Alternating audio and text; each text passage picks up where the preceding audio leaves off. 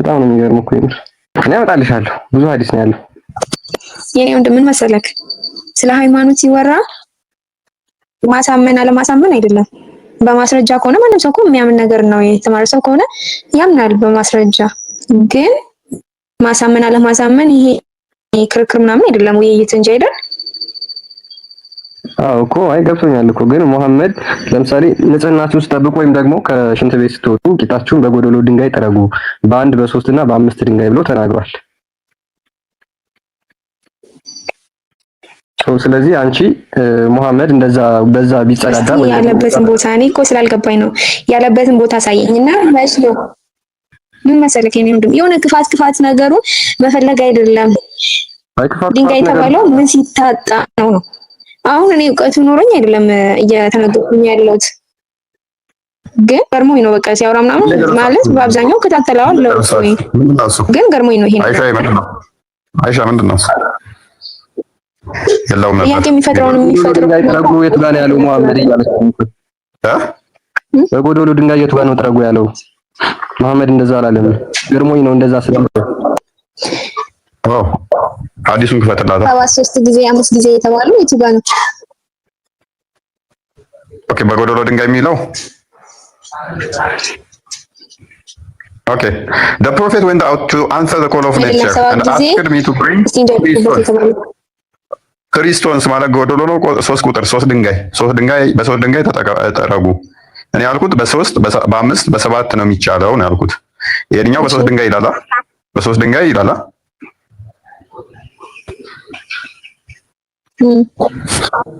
ፖይንትሽ አልገባኝም። ባይዘይ ጥያቄሽ ምን እንደሆነ ብዙም አላገኘሁሽም። ለምን 3 5 አልከ ነው ጥያቄሽ? ነብዩ በድንጋይ አይ 7 ጊዜ ምናምን የሚለው ጋር ነው የተባለው ተብሎ ለምን አልታየም?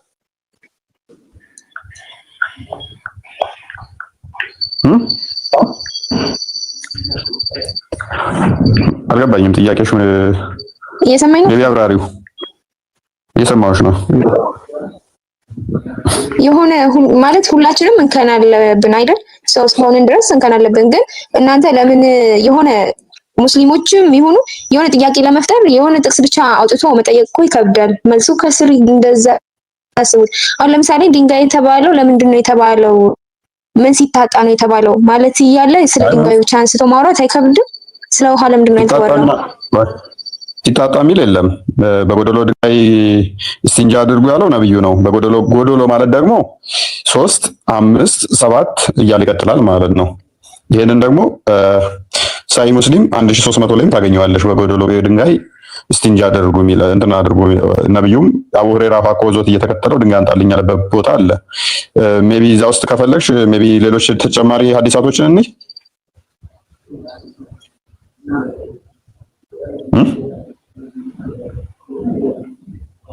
ማን እንትና አንድ ሰው ለምሳሌ ሽንት ቤት ገብቶ እናልከኝ እየሰማኝ ነው። ቤቢ ሳይ ሙስሊም 1300 ክፈትላት ክርስቲያን። ትንሽ ራሴን አሞኝ ነው ሶሪ።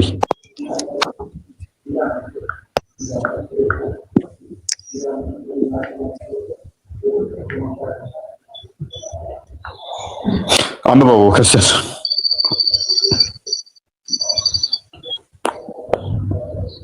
ሚዩት ነህ። ኦኬ ጃቢር ሪፖርትድ አላህስ ሜሴንጀር አሰይንግ ጃቢር እንዳስተላለፈው ያለ መልእክተኛ እንደተናገረ ይላል። ኦድ ነምበር ኦፍ ስቶንስ አር ዩዝድ ቱ ቢ ዩዝድ ፎር ክሊኒንግ ዘ ፕራይቬት ፓርትስ አፍተር ዘ አንሰሪንግ ዘ ኮል ኦፍ ኔቸር። አይሻ ምን ማለት ነው? ወይም ተረተሽዋል? ጎዶሎ ቁጥር ድንጋዮች ከተጸዳይ ቀድም በጣም ገርሟት ነበር። መረጃ አስጠይቀን የነበረው እህታችን እና አለ በዛውም ደግሞ ሳሂህ ሙስሊም ላይ ነው ያለው። ሳሂህ ሙስሊም አለ። እኔ ግን ማለት ነው ፎይ እዚህ ጋር የፈለገውን አልገባኝም። አሁን ራሱ ማለት በድንጋይ መጸዳዳቱ ጽዳት አይባልም ነው ወይስ አልገባኝም። ድንጋይ ላይ ናችሁ እንዳሆነም አንድ ሰው እሺ ካካ ብሎ ቂጡን በድንጋይ ጠርጎ ከዛ ቂጡን በድንጋይ ጠርጎ ከዛ እጁን ግድግዳው ላይ ጠርጎ ፊቱን ጠራርጎ በዛ እጁ ቢበላ የሰው ንጽህና አለው ማለት ነው? አይደለም። ግን ንጽህና የለውም እንደዚህ አይነት ሰው ማለት እንችላለን። እሺ አሁን ለምሳሌ እኔ ጠይቃችሁና እንዲህ ተጸዳድቶ ማለት አይ ለምሳሌ ቆይ ጠይቂናለሽ እኮ መጸዳዳቱ እኮ እንትን አይደለም እኮ ግዴታ አይደለም እኮ ውሃ ከጣጣ ወረቀት ነገር ከጣጣ እኮ መጨረሻ ላይ አማራጭ ውሃ ሲመጣለት አልፈልግም ቢል እንደዚህ አይነት ሰው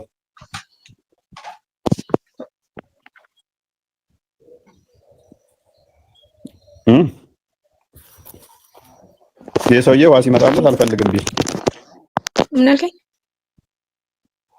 ውሃ ሲመጣለት አልፈልግም ቢል የለማ የትም ቦታ አልፈልግም እኮ ነገር የለም። ከታጣ እኮ ነው እየተባለ ያለው አይደል እንዴ? ኖ ከታጣ የሚለው አይደለም እኮ ነው። ከታጣማ ሜቢ ችግር የለውም። ነገር ግን ይሄ ሰውዬ ምግብ መጣለት ታጠበ፣ አሚን ቂጡን እንትን ብሎ ካካ ብሎ ያውም ተቅማጥ ዞት ለምሳሌ ካካ ካለ በኋላ ታጠብ ሲባል ግድግዳ እጁን ጠራርጎ ግድግዳ ላይ ጠርጎ ከሽንት ቤት ወጥቶ ከዛ ወዲያ ምግብ ቢበላ ሰውዬ ውሃ ሲመጣለት ደግሞ እኔ ጸሎት ማደርግ ሰዓት ነው እንጂ የሚያስፈልገኝ አያስፈልገኝም ቢል ይሄ ሰውዬ ንጽህና አለው?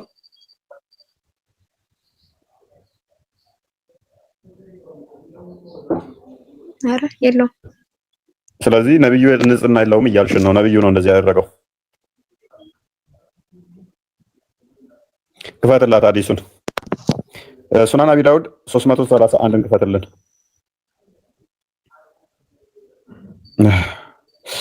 ሶሪ ጭንቅላቴ በጣም አሞኛል። ራሴን ትንሽ አሞኛል።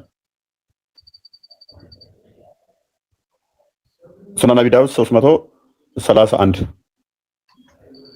እሺ የከፈትኩት ነው። ኦኬ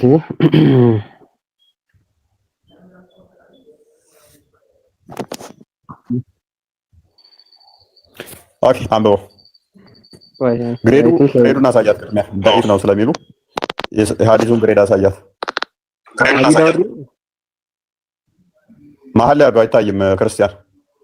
አይ አቢ ዳውድ ከሆነ ልክ አይደለም። ሐዲሱ ቡኻሪ ላይ ነው ያለው። ሱናን አቢ ዳውድ 331 እኔ ነኝ የማውቀው፣ አንተ ነው የምታውቀው።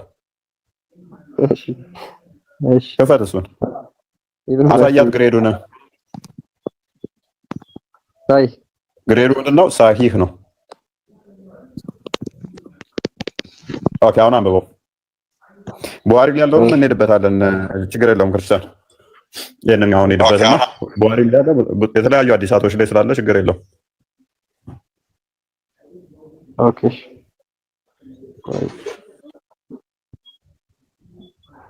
አንብበው። The messenger of Allah came from the privy ማለት ከመጸዳጃ ቦታ ይመጣል። ኤማን ሚት ሂም ሚር ቢር ጃማል ኤን ሳሉትድ ሂም። ከዛ በኋላ አንድ ሰው ወደ ቢር ጃማል ይመጣና ሰላም ይለዋል። the messenger of Allah did not return the salutation ሙሐመድም ሰላምታውን አልመለሰለትም ነበር until he came to a wall and placed his hand on the wall and wiped his face and hand ምንድነው ከመጸዳጃ የተመለሰ ሙሐመድ አንድ ሰው ያገኘውና ሰላም ይለዋል። አይሰማ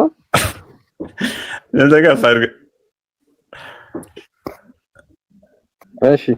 እና ሙሐመድ ከመጸዳጃ ሲመለስ አንድ ሰው ያገኘዋል።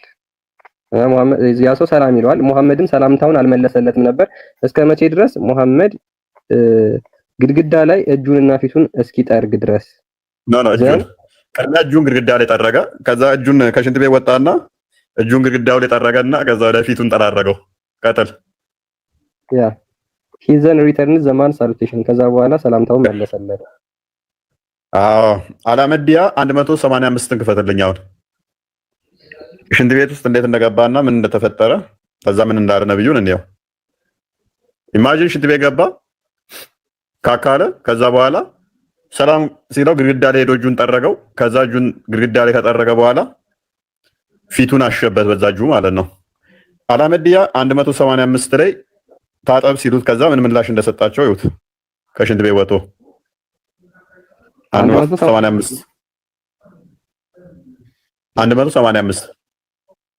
ኦኬ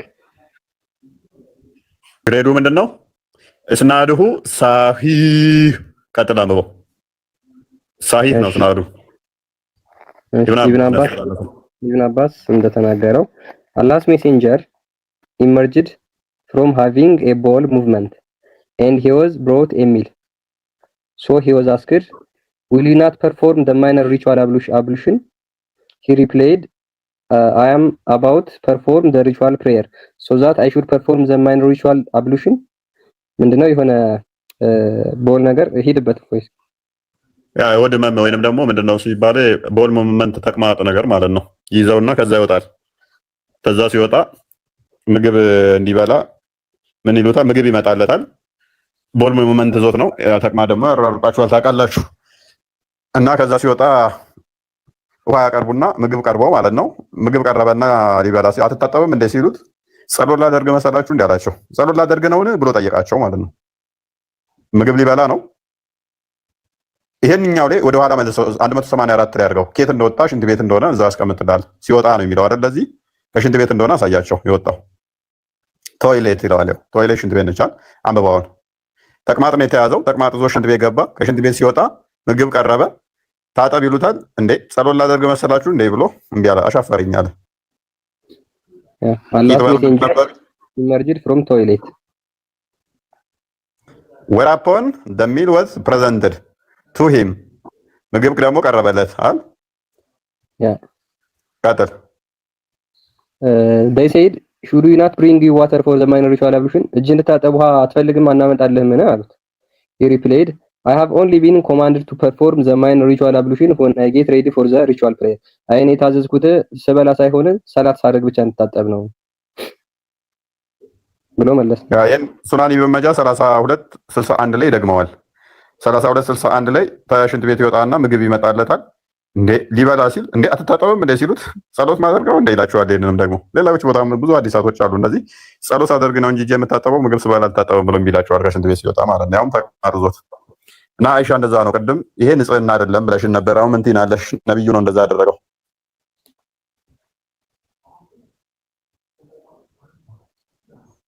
አይሻ እሺ መልሴ ተመልሰውልኛል። ግን እፎይ ሙስሊሞች ስንት ነው የሚሰግዱት? በቀን ስንት ነው የሚሰገደው? ቁርአን ላይ በቀን ይሄን ያህል ስገዱ ተብሎ የታዘዛችሁበት የለም።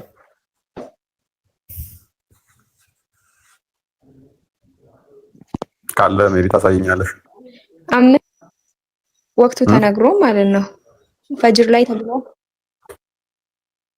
በቀን ይሄን ያህል ስገዱ ማለት አንቀጻቸውን በእርግጥ በቃሌ አላውቀውም፣ ግን ፈጅር ተብሎ ዙሁር ተብሎ በሌላ አንቀጽ ተነግሯል። ምዕራፎቹ ቢለያዩ ራሱ እሺ።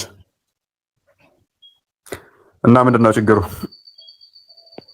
እንደምንሰግድ ታምናለህ?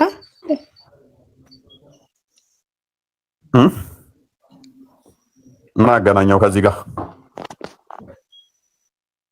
እንደምንሰግድ ታምናለህ? ሙስሊሞች እንደሚሰግዱ ታምናለህ? ወደ ጥያቄ ነው።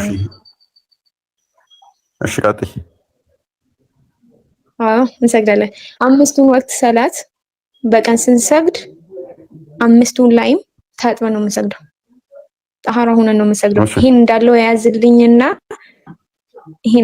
ያዝልኝና እኔ እውቀቱ ለመከራከር እውቀቱ የለኝም። በእርግጥ አውቃለሁ፣ ግን ለምን እንደ ሐሳብ ለምን ዋሂድ ጋር ሂደህ አትከራከሩም?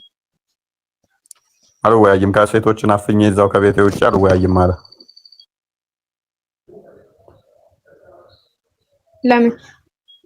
ምክንያቱም ውሸቱ ይጋለጥበታል። ያው መጣራት ነበር። ውሸቱ ይጋለጥበታል። እስኪ ጠይቂው። እስኪ ጠርቼዋለሁኝ እምቢ ብሎ ነው።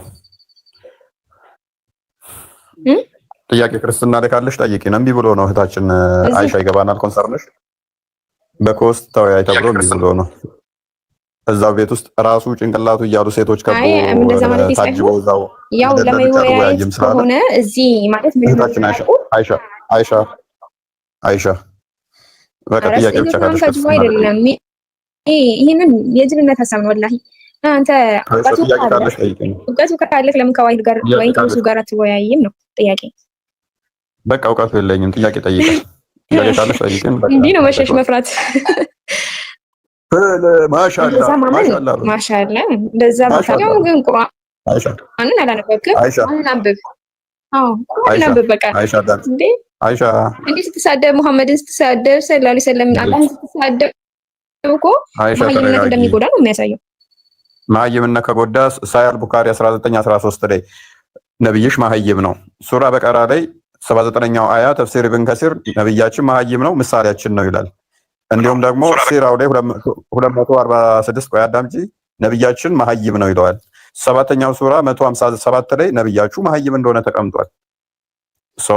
መሀይምነት የሚጎዳ ከሆነ ነብይሽ ተጎድቷል። አሁን እኛ የምንለው ይሄንን ነው። አሁን የጠራሻቸውን ሰዎች ከአንዴም ብዙ ጊዜ ውይይት ጥሪ ያቀርብላቸው አልወያይም እንደ ነብይሽ ብለው ከቀሚስ ስር አንወጣም ያሉት እነሱ ናቸው። ነብይሽ ና ተወያይ ሲባል ሮጦ ቀሚስ ስር ነበር የሚገባው። ከዛ መጨረሻ ያደረገው ታክቲክ ምንድነው? እሱ አትጠይቁኝ አልጠይቃችሁም፣ ከአሁን በኋላ ውይይት ካላችሁኝ ኑ እንረጋገም ብሎ ሱራ 3 161 ላይ ልጆቻችሁንና ልጆቻችንን ነፍሶቻችንንና ነፍሶቻችንን ሚስቶቻችሁንና ሚስቶቻችንን እንጥራ የአላህ እርግማን በእንትኖች ላይ ይሁን ብሎ እርግማን ሄዶ ተራገመ። ምን ሲል ተወያይ ሲባል። ከዛ በኋላ ሱራ 501 ላይ እንደ ቀድሞዎቹ ሰዎች እንዳከፍሩ ጥያቄም እንዳትጠይቁ አለ። ይሄ ነብይሽ የምትመሪበት ምሳሌሽ ነው። ስለዚህ አሁን ያሉ ኡስታዞችሽም ተቂያ ይሰራሉ። ተቂያ ደግሞ እስከ ቂያማ ቀን ተፈቅዷል ይላል ሱራ 3 28 ተፍሲር ኢብን ከሲር ተቂያ is allowed until the day of resurrection ይላል። ተቂያ እስከ ቂያማ ቀን የተፈቀደ ነው። ሰው ዋሹ፣ በተቂያችሁ ህዝቡን ደልሉት።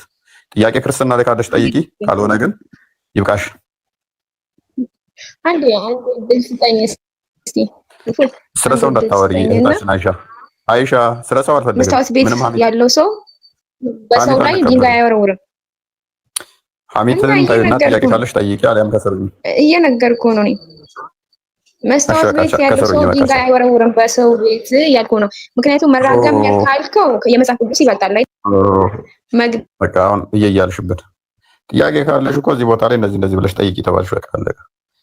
ምንድነው እሱ እየየመትሉብን? ኤኒዌይስ አላሁ ሰመድ ማለት አላህ ድፍን ነው፣ ማስገቢያ ማስወጫ የሌለው ነው የሚለውን ዛሬ ተመልክተናል። ይኸውልህ አላህ አይበላም አይጠጣም ብለን ነው ምናምነው።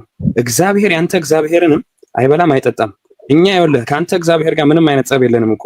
የኛ ችግር ከምታመልከው ኢየሱስ ጋር ነው ብራዘር። ይሄን ተው ችግር የለውም።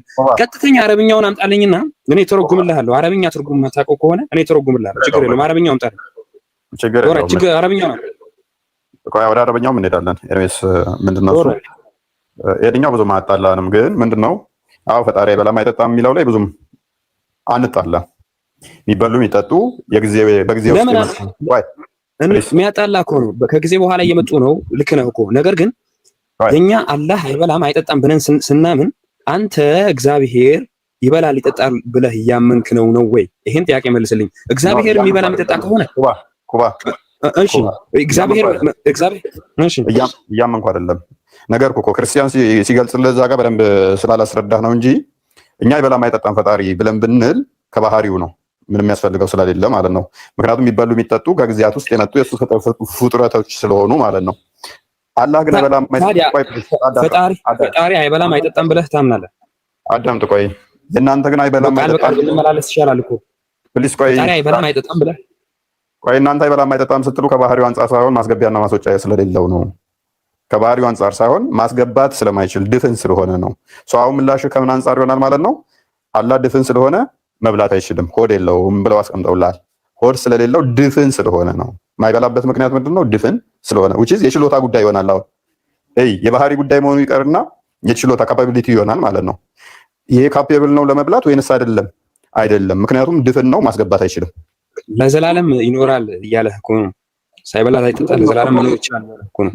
አሁን የአማርኛ መጽሐፍ ላይ ማለት ነው ነፃ እያለ ድፍን የሆነ ነገር ብታጎርሰው ይበላል እንደ ወንድማችን? አይበላም። ነገር ግን ዘላለምን መቆየት ይችላል እያለ ወይ ለምንድን ነው የማይበላው? ድፍን የሆነ ነገር ብታጎርሰው ስለማይችል ነው። ማስገቢያ ስለሌለው ነው አይደለ? ማስገቢያ ስለሌለው ሳይሆን ራሱ አሁን የሆነ ሰው እኛን የተፈጠር ነው። እኛ ፈጣሪ እግዚአብሔርን ይሁን አላህ ሲፈጥረን እንድንበላ በልተን እንድንሰራ በልተን ለመጸዳዳት ነው የፈጠረን። አላህ ግን በራሱ የተብቃቃ ነው፣ ራሱ የቻለ ነው። አላህ ማለት በቃ በራሱ የቆመ ነው። መብላትም መጠጣትም የሚያስፈልገው አይደለም ማለት ነው። እሺ አላህ ድፍን ነው የሚለው ላይ ፎከስ አድርግና ያው ለምላሽን ከድፍንነት አድርጋ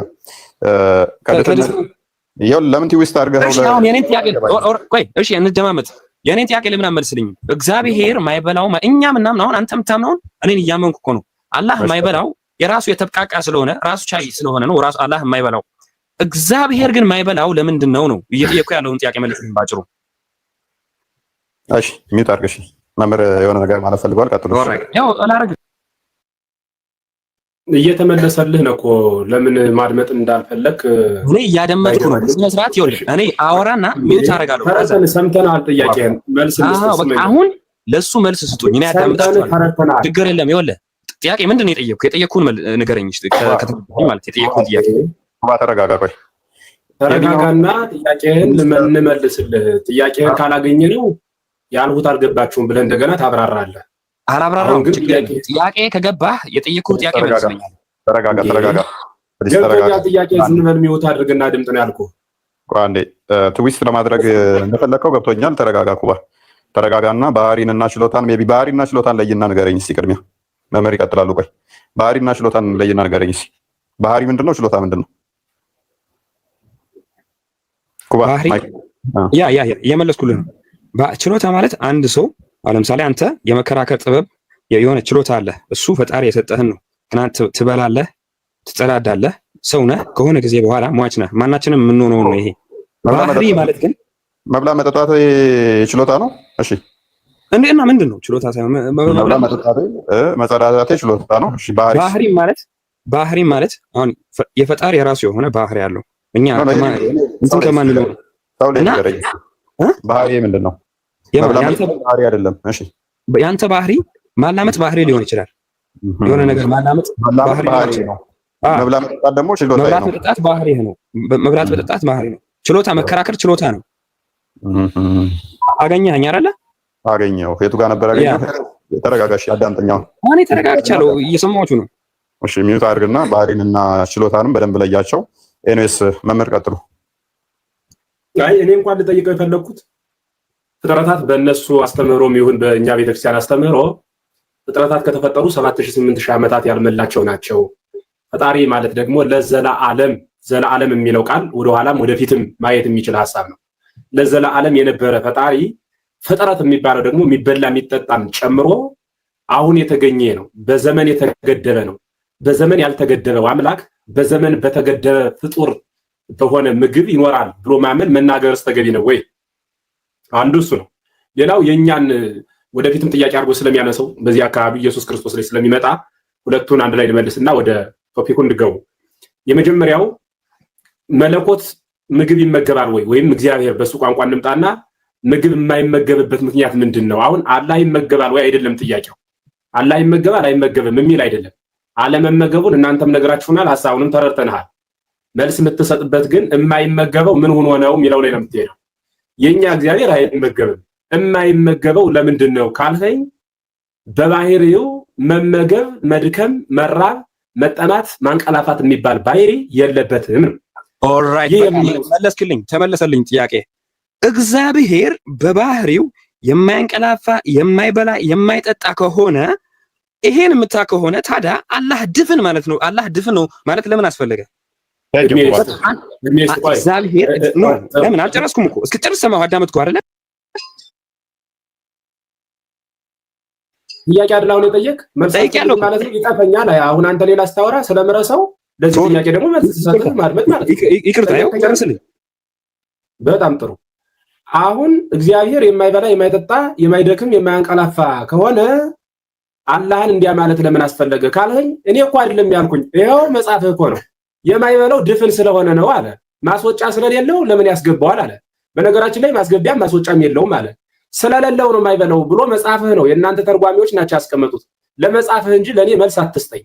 ኢየሱስ ክርስቶስ ብለህ ላነሳው ደግሞ ኢየሱስ ክርስቶስ የሚመገበው መለኮት የሚራብ የሚጠማ የሚደክም የሚሞት የሚበሰብስ ስጋ በፈቃዱ ስለተዋሃደ ይህ ስጋ ደግሞ ስለሚራብ የመለኮትን ገንዘቡ ያደረገ ስጋ እንደ ሰው ይበላል ይጠጣል። ለምን? በባህሪው የሰውን ገንዘብ አድርጓልና።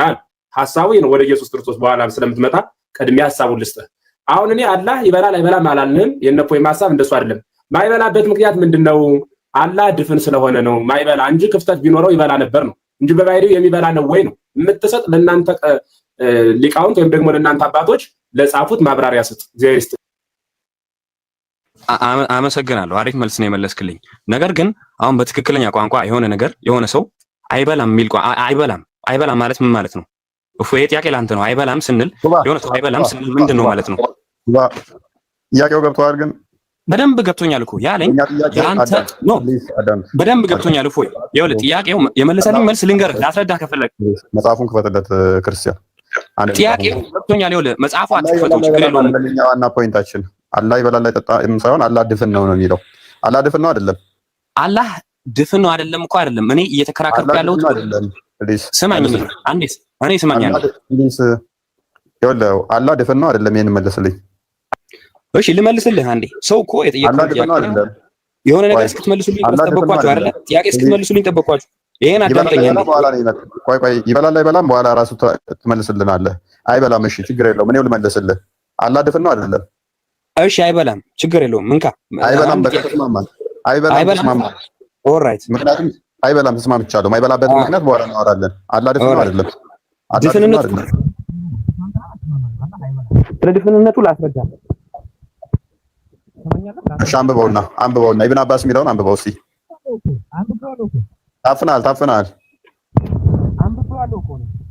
ታፍኗል ድምፅህ። እኔ አንብቤዋለሁ መጽሐፉን ማለት ነው። ምንድን ነው የሚለው መጽሐፉ ይላል፣ በቃ ችግር የለውም። ምንድን ነው የሚለው? ኤርፎን እየተጠቀምክ ከሆነ ድምፅ ትክክል አለ። ኧረ እኔ በደንብ እያወራሁ ነው። እየሄድክ ነው ይመስለኛል። አይ ቲንክ አንድ ቦታ ተረጋጋና አንድ ቦታ ሆነህ አውራ። እኔ አንድ ቦታ ሆኜ ነው እያወራኋቸው ያለሁት፣ እየተንቀሳቀስኩ አይደለም። እሺ አላህ ምንድን ነው ይለዋል? ድፍን ነው አይደለም? ድምፅ ይሰማል። በእጅ ስልኩን ሜቢ እንትን ማየውን አፍነኸው ከሆነ ከጎን ያዘው ስልክህን። ኖ ድምፅ አሁን አይሰማም? አሁን በጣም ቤስት ነው። ኦልራይት ይኸውልህ የማይበላ የማይጠጣ ስንል ምን ማለት ነው? ባጭሩ ስለምግብና ስለመጠጥ አልጠየቁም። አይበላም በቃ አትረብሽ። ስለምግብ አይበላም አይጠጣም በቃ ተስማማን። ጠይቀህ ለምን አመልስልኝ? ማይበላ ማይጠጣ ማለት ምን ማለት ነው? ማይበላ ማይጠጣ ማለት ምን ማለት ነው? ማይበላ ማይጠጣ ማለት ለምን ደሞ አይመለከትም? ማይበላ ማይጠጣ ማለት የሆነ እግዚአብሔር ማይበላ ማይጠጣ ከሆነ እግዚአብሔር አዳም ማይበላ ማይጠጣ ማለት ምን ማለት ነው ብዬ አልጠየቅኩህም። እኔ አይበላም አይጠጣም በቃ ተስማምተናል።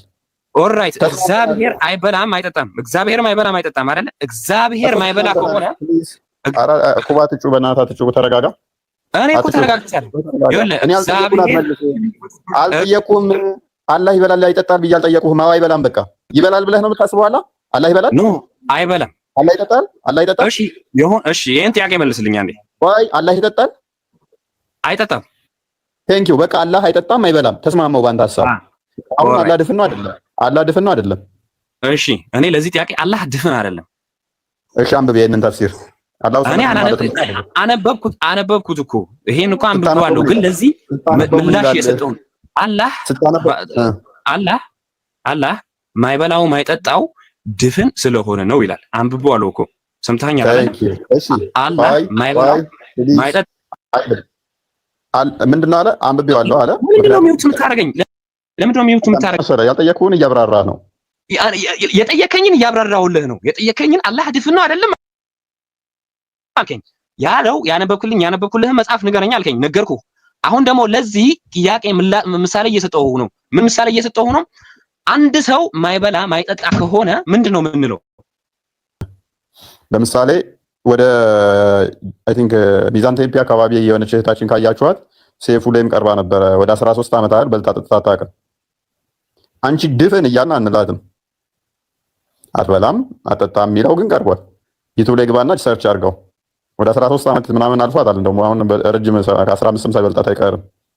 ሄደን አንቺ ድፍን ይሄ ነውር ነው አይባልም። ድፍን እንዳልሆነች እናውቃለን። አፍ እንዳላት እናውቃለን። ጆሮ እንዳላት እናያለን። ቀዳዶች አካላቶች እንዳሏት እናውቃለን። እና ድፍን እንዳልሆነች እናውቃለን። ስለዚህ ስላልበላች ስላልጠጣች እሷን ድፍን አንላትም ማለት ነው። ኮንታ ነው ብቻ ወደ እንትን ኮንታ አይደለም እንትን ወደ ሚዛን ቴፒ ይመስለኛል። ቪዲዮዋን ሜቢ ቃል አዘጋጅልን ዩቲዩብ ላይ ግባና ምግብ በልታ ጠጥታ ማታቅበልና ሰርች አድርገው እና ማለት ይቅርታ አድርግልኝ ስላቋረጥኩ። የሆነ ሰው ቶ ችግር የለውም። አንድ ሰው ራሱ አጥብቀን ስንጠይቅ አይበላም አይጠጣም በቃ ብለን የሚለው አማርኛ አጥብቀን ስንጠይቅ ስናከረው በቃ ወደ እንትኑ ትራንስሌት ስናደርገው ምን ብሎ ነው የሚመጣው? ምንድን ነው ማለት ነው? ክፍሉ ግን እኮ እንደዛ አይደለም የሚለው። ኖ ኢንቴሪየርም ኤክስቴሪየርም የለውም እንደዛ ነው የሚለው። ይኸውልህ እፎይ ሶሪ ስላቋረጥኩ፣ ይኸውልህ እንደዛ ነው። ቀዳዳ የለውም እኮ ነው የሚለው። ቀዳዳ የለውም እኮ ነው የሚለው። ኖ ቀዳዳ የለውም እኮ ነው የሚለው። ቀዳዳ የለውም። እሺ ቀዳዳ የለውም የሚለው ተውና ማለት እኔ ትራንስፈር እንትን ልበልልህ። እኔ ቁል ሁ አላሁ አሐድ አላሁ ሰመድ የሚለው ለም የሊድ ወለም ይውለድ ወለም የኩን ለሁ ኩፉወን አላህ አይበላም አይጠጣም ከሚለው እንትን አምጥተው ሆና ትራንስላት ያደረከው።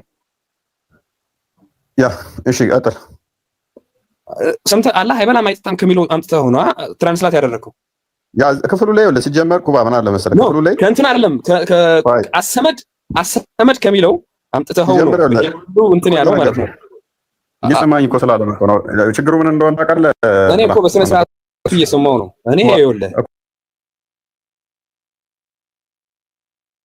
እኔ ሰሚ ነኝ። እኔ በሐሳብ የበላይነት የማምን ሰው ነኝ። ለምን መሰለህ አንተን ይደግፍ መቼ ቢሆን መሰለህ ክፍሉ ስለ ምግብ የሚያወራ ቢሆን ኖሮ አንተን ይደግፍ ነበር፣ ያንተን ሐሳብ ይደግፍ ነበር። ክፍሉ ሲጀመር ቁርአኑ ክፍል ስለ ምግብ የሚያወራ አይደለም። ስለ ምግብ ከናወራ ከየት ነው የመጣው? በአዳም ስሜታዊ በጣም እየሆነ ነው። ክፍሉ ስለ ምግብ የሚያወራ ቢሆን ኖሮ በስርዓቱ እያዳመጥኳችሁ ነው። ምን ሆናችሁ ነው? ምንም ስሜታዊ አልሆንኩም እኮ። ከየት ነው የመጣው ይሄ ጥያቄ? መጀመሪያ ይሄ እኮ ቀጥታ የቁርአን ግልባጭ እኮ አንድ ሚኒንግ እንትን የሚለው ቃል አሰመድ የሚለው ቃል እኔ እኮ ታወራለህ እኮ አዳምጠኝና፣ ክፍሉ ስለ ምግብ የሚወራበት ክፍል ፓርት ቢኖረው አንተ ያልከው ሜቢ የተወሰነ ያስኬደን ነበረ። ስለ ምግብ ከነ በማይወራበት ቦታ ላይ ድፍን ነው ጠጣር ነው ለሚለው ግን ምግብ ተጠቀሰ ሲፈሰር። ምክንያቱም ድፍን ጠጣር ከሆነ ማስወጫና ማስገቢያ ከሌለው አይበላም አይጠጣም ብለው አስቀመጡት። ምክንያቱም ድፍርና ጠጣር በመሆኑ ምክንያት ማለት ነው። አግኝታኝ ከሆነ ክፍሉ ምግብ ይበላል ይጠጣል የሚል ቢኖረው አንተ ያልከው ያስኬድ ነበረ። ነገር ግን ድፍንና ጠጣር በመሆኑ ምክንያት ምግብ አይበላም አይጠጣም ብለው ምክንያት ነው ያስቀመጡለት። ለዛ ኩባውን ግልጽ ነው። ኦኬ ምግብ ይሄ ከየት ነው ያመጣው? ይሄን ቃል የቱ ጋር ነው እንደዚህ የሚለው? መልካም ኢብን አባስም ጠበሪም ሌሎቹ ሙፈሲሮች እንደዛ ነው ያስቀመጡት። ኦልራይት ከዛ አሁን ታሳየኛለህ ማለት ነው። መልካም አንብቦሽ በቃ ተከፍቶላል።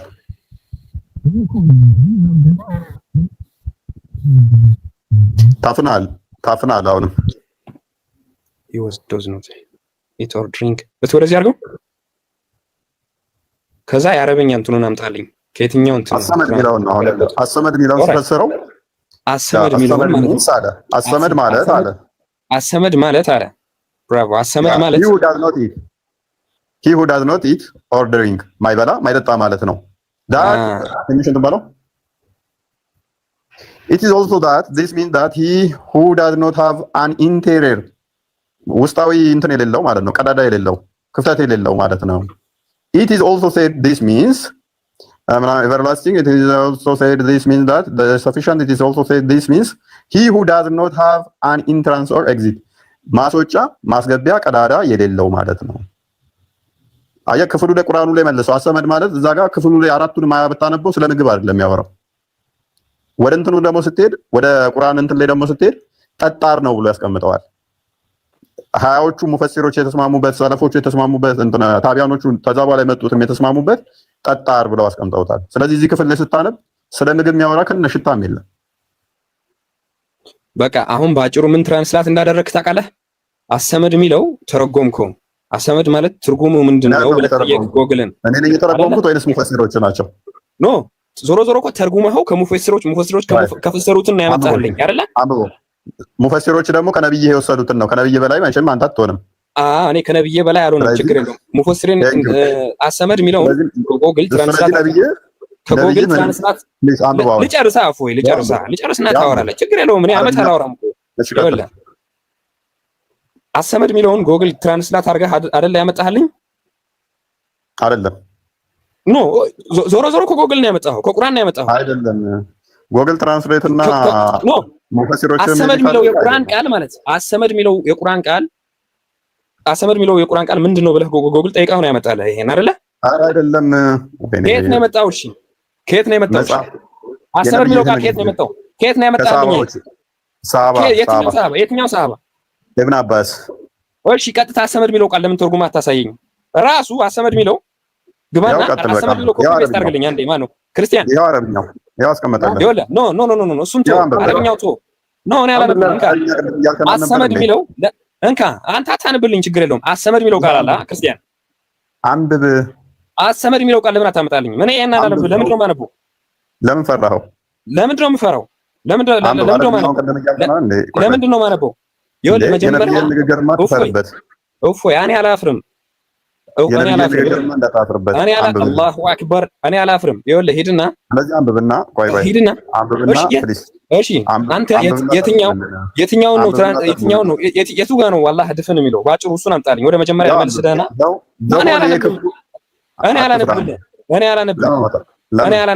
እኔ አላነብልህም። ይሄን ተውና ኦልራይት ይሄን ተውና አሁን ክርስቲያን ተርጉምና አንብበው። በጣም ጩኸት ሆነ። ይሄን መተርጎም አይደለም። እሺ እየጠየኩህ እኮ ነው አይደል? በራሳችሁ መጽሐፍ ታፍራላችሁ። እኛ አናፍርም። ኔቨር ኤቨር አናፍርም። ይኸውልህ አሰመድ የሚለው ቃል ቀጥታ ሄደ ትራንስሌት አድርግልኝ። ለምን የምጠይቀህን አመልስልኝ። አንተ ሰው ማስተማር ነው አይደል የምፈልገው? እሺ አሰመድ የሚለው ቃል እኔ የምጠይቀህ እንትን ለምን ኦልራይት አሰመድ ብቻ ማለት ትራንስሌት አድርግልኝ። ምን ማለት እንደሆነ ግን ማብራራት አይችልም። ማብራራት የሚችለው ማን ነው? ሙፈሲሮች ያብራሩትን ብቻ አይተዋል። እስኪ አንብብ፣ ከዚህ ጀምሮ አንብብ። ይሄ አሰመድ አይደለም የሚለው ይሄ ቃል። እሺ እኔ ለዚህ ጥያቄ እንትን ማለት አይደል? ሰው ላስገባ በቃ አላቅም አትል መጀመሪያ። ሙስሊሞች ካላችሁ ለውሱ ሼር አድርጉለት። ፋይናሊ አይ ሙስሊምና ጭንቅላት አንተ ትሻላለህ እኮ ከሱ ነው። ችግር የለውም እሱ ትከራከረዋለህ። አይ ስንት የተልኮለት መች መታወቃል። ዛሬ ይመጣል ብለህ ነው? ከቤቱ ደፍጠረው አይመጣም።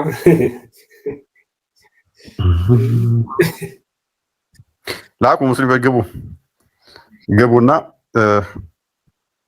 አስረዱን እስኪ። አላህ ድፍን ነው ይላሉ ሙፈሲሮችን አንብባቸው። ክርስቲያን እስከዛ ዙዙ ነኝ።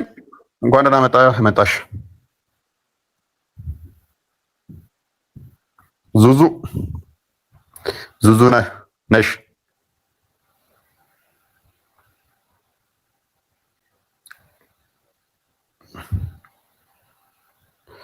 ዙዙ ዘምዘም ከድር ሁለተኛ ዙር ቁጥር 17 ማስታወቂያም ሰራሁኝ በነፃ።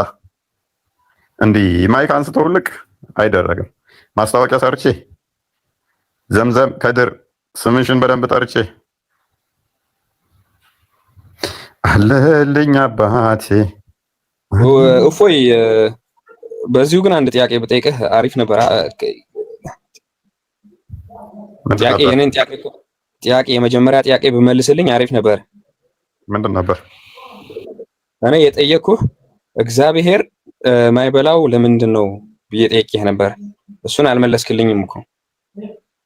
ያ የኔ እኮ መልሼልህ ነበረ። እኛ እንደናንተ እኛ እግዚአብሔርን የሆነ ፊዚካል ቦዲ ያለው አድርገን አናስበውም ማለት ነው። እናንተና እኛ ያለን አመለካከት መለኮት በባህሪው የሚበላ የሚጠጣ ነው ብለን አናምንም። አይደለም ምግብ የሚበሉ የሚጠጡ የእሱ አዳምጣ ጠየቀኛል። ሚዩት አድርገውና አዳምጣ። ሚዩት አድርገውና እንዴ ከዛ በኋላ ትቀጥላለህ። ባይሆን እኛ እግዚአብሔር መንፈስ ነው፣ በሁሉ የሞላ በሁሉ ያለ ምንም ነገር የሚያስፈልገው ያልሆነ ነው ብለን እናምናለን። ያ የማይበላው የማይጠጣው ከመለኮታዊ ባህሪው ከሲፋቱ እናንተ ከሲፋቱ አንዱ እንደምትሉት ከሲፋቱ ምንድነው? እሱ ምግብ መብላት መጠጣት ለሱ አያስፈልግም። ምግብ መጠጥ ምናምን እነኚህ የእርሱ ፍጡራን ናቸው። እሱ የፈጠራቸው በጊዜያት ውስጥ የመጡ እርሱ ደግሞ ከጊዜ በፊት የነበረ ነው። ለእሱ ምንም አያስፈልገውም ማለት ነው። እኛ ምንበላው ምንጠጣው ምናምን ምንድነው? አቅም ስለሚያንሰን ጉልበት ስለሚያስፈልገን እንደዚህ ኢነርጂ ለማግኘትም ነው አይደል? አንድም ሰርቫይቭ ለማድረግ ነው። ፈጣሪ ደግሞ ከምንም ጥገኛ አይደለም። ስለዚህ ለባህሪው እነኚህ ነገሮች አያስፈልጉትም። የእናንተ ይህንን እንደዚህ ብትሉን እኮ እንስማማ ነበረ። የእናንተው ግን በምን አስቀመጡት? ኦኬ አላህ አይበላም አይጠጣም ብትለኝ ይስማማለሁ። ኦኬ አይበላም አይጠጣም። ነገር ግን በምን አስቀመጡት መሰለኝ? እናንተን ማስገቢያና ማስወጫ የለውም። ስለዚህ አይበላም አይጠጣም። ምንድነው እሱ? ቀዳዳ የለውም ውስጡ። ምንድነው እሱ? ጠጣርና ድፍን ነው። ደግሞም ይታይና በቃ ተመልሶልኛል። ቆይ ልጨርስ። አዳም የኛ አምላክ በመለኮታዊ ክብሩ አልታየም፣ አይታይም፣ ለዘላለምም አይታይም።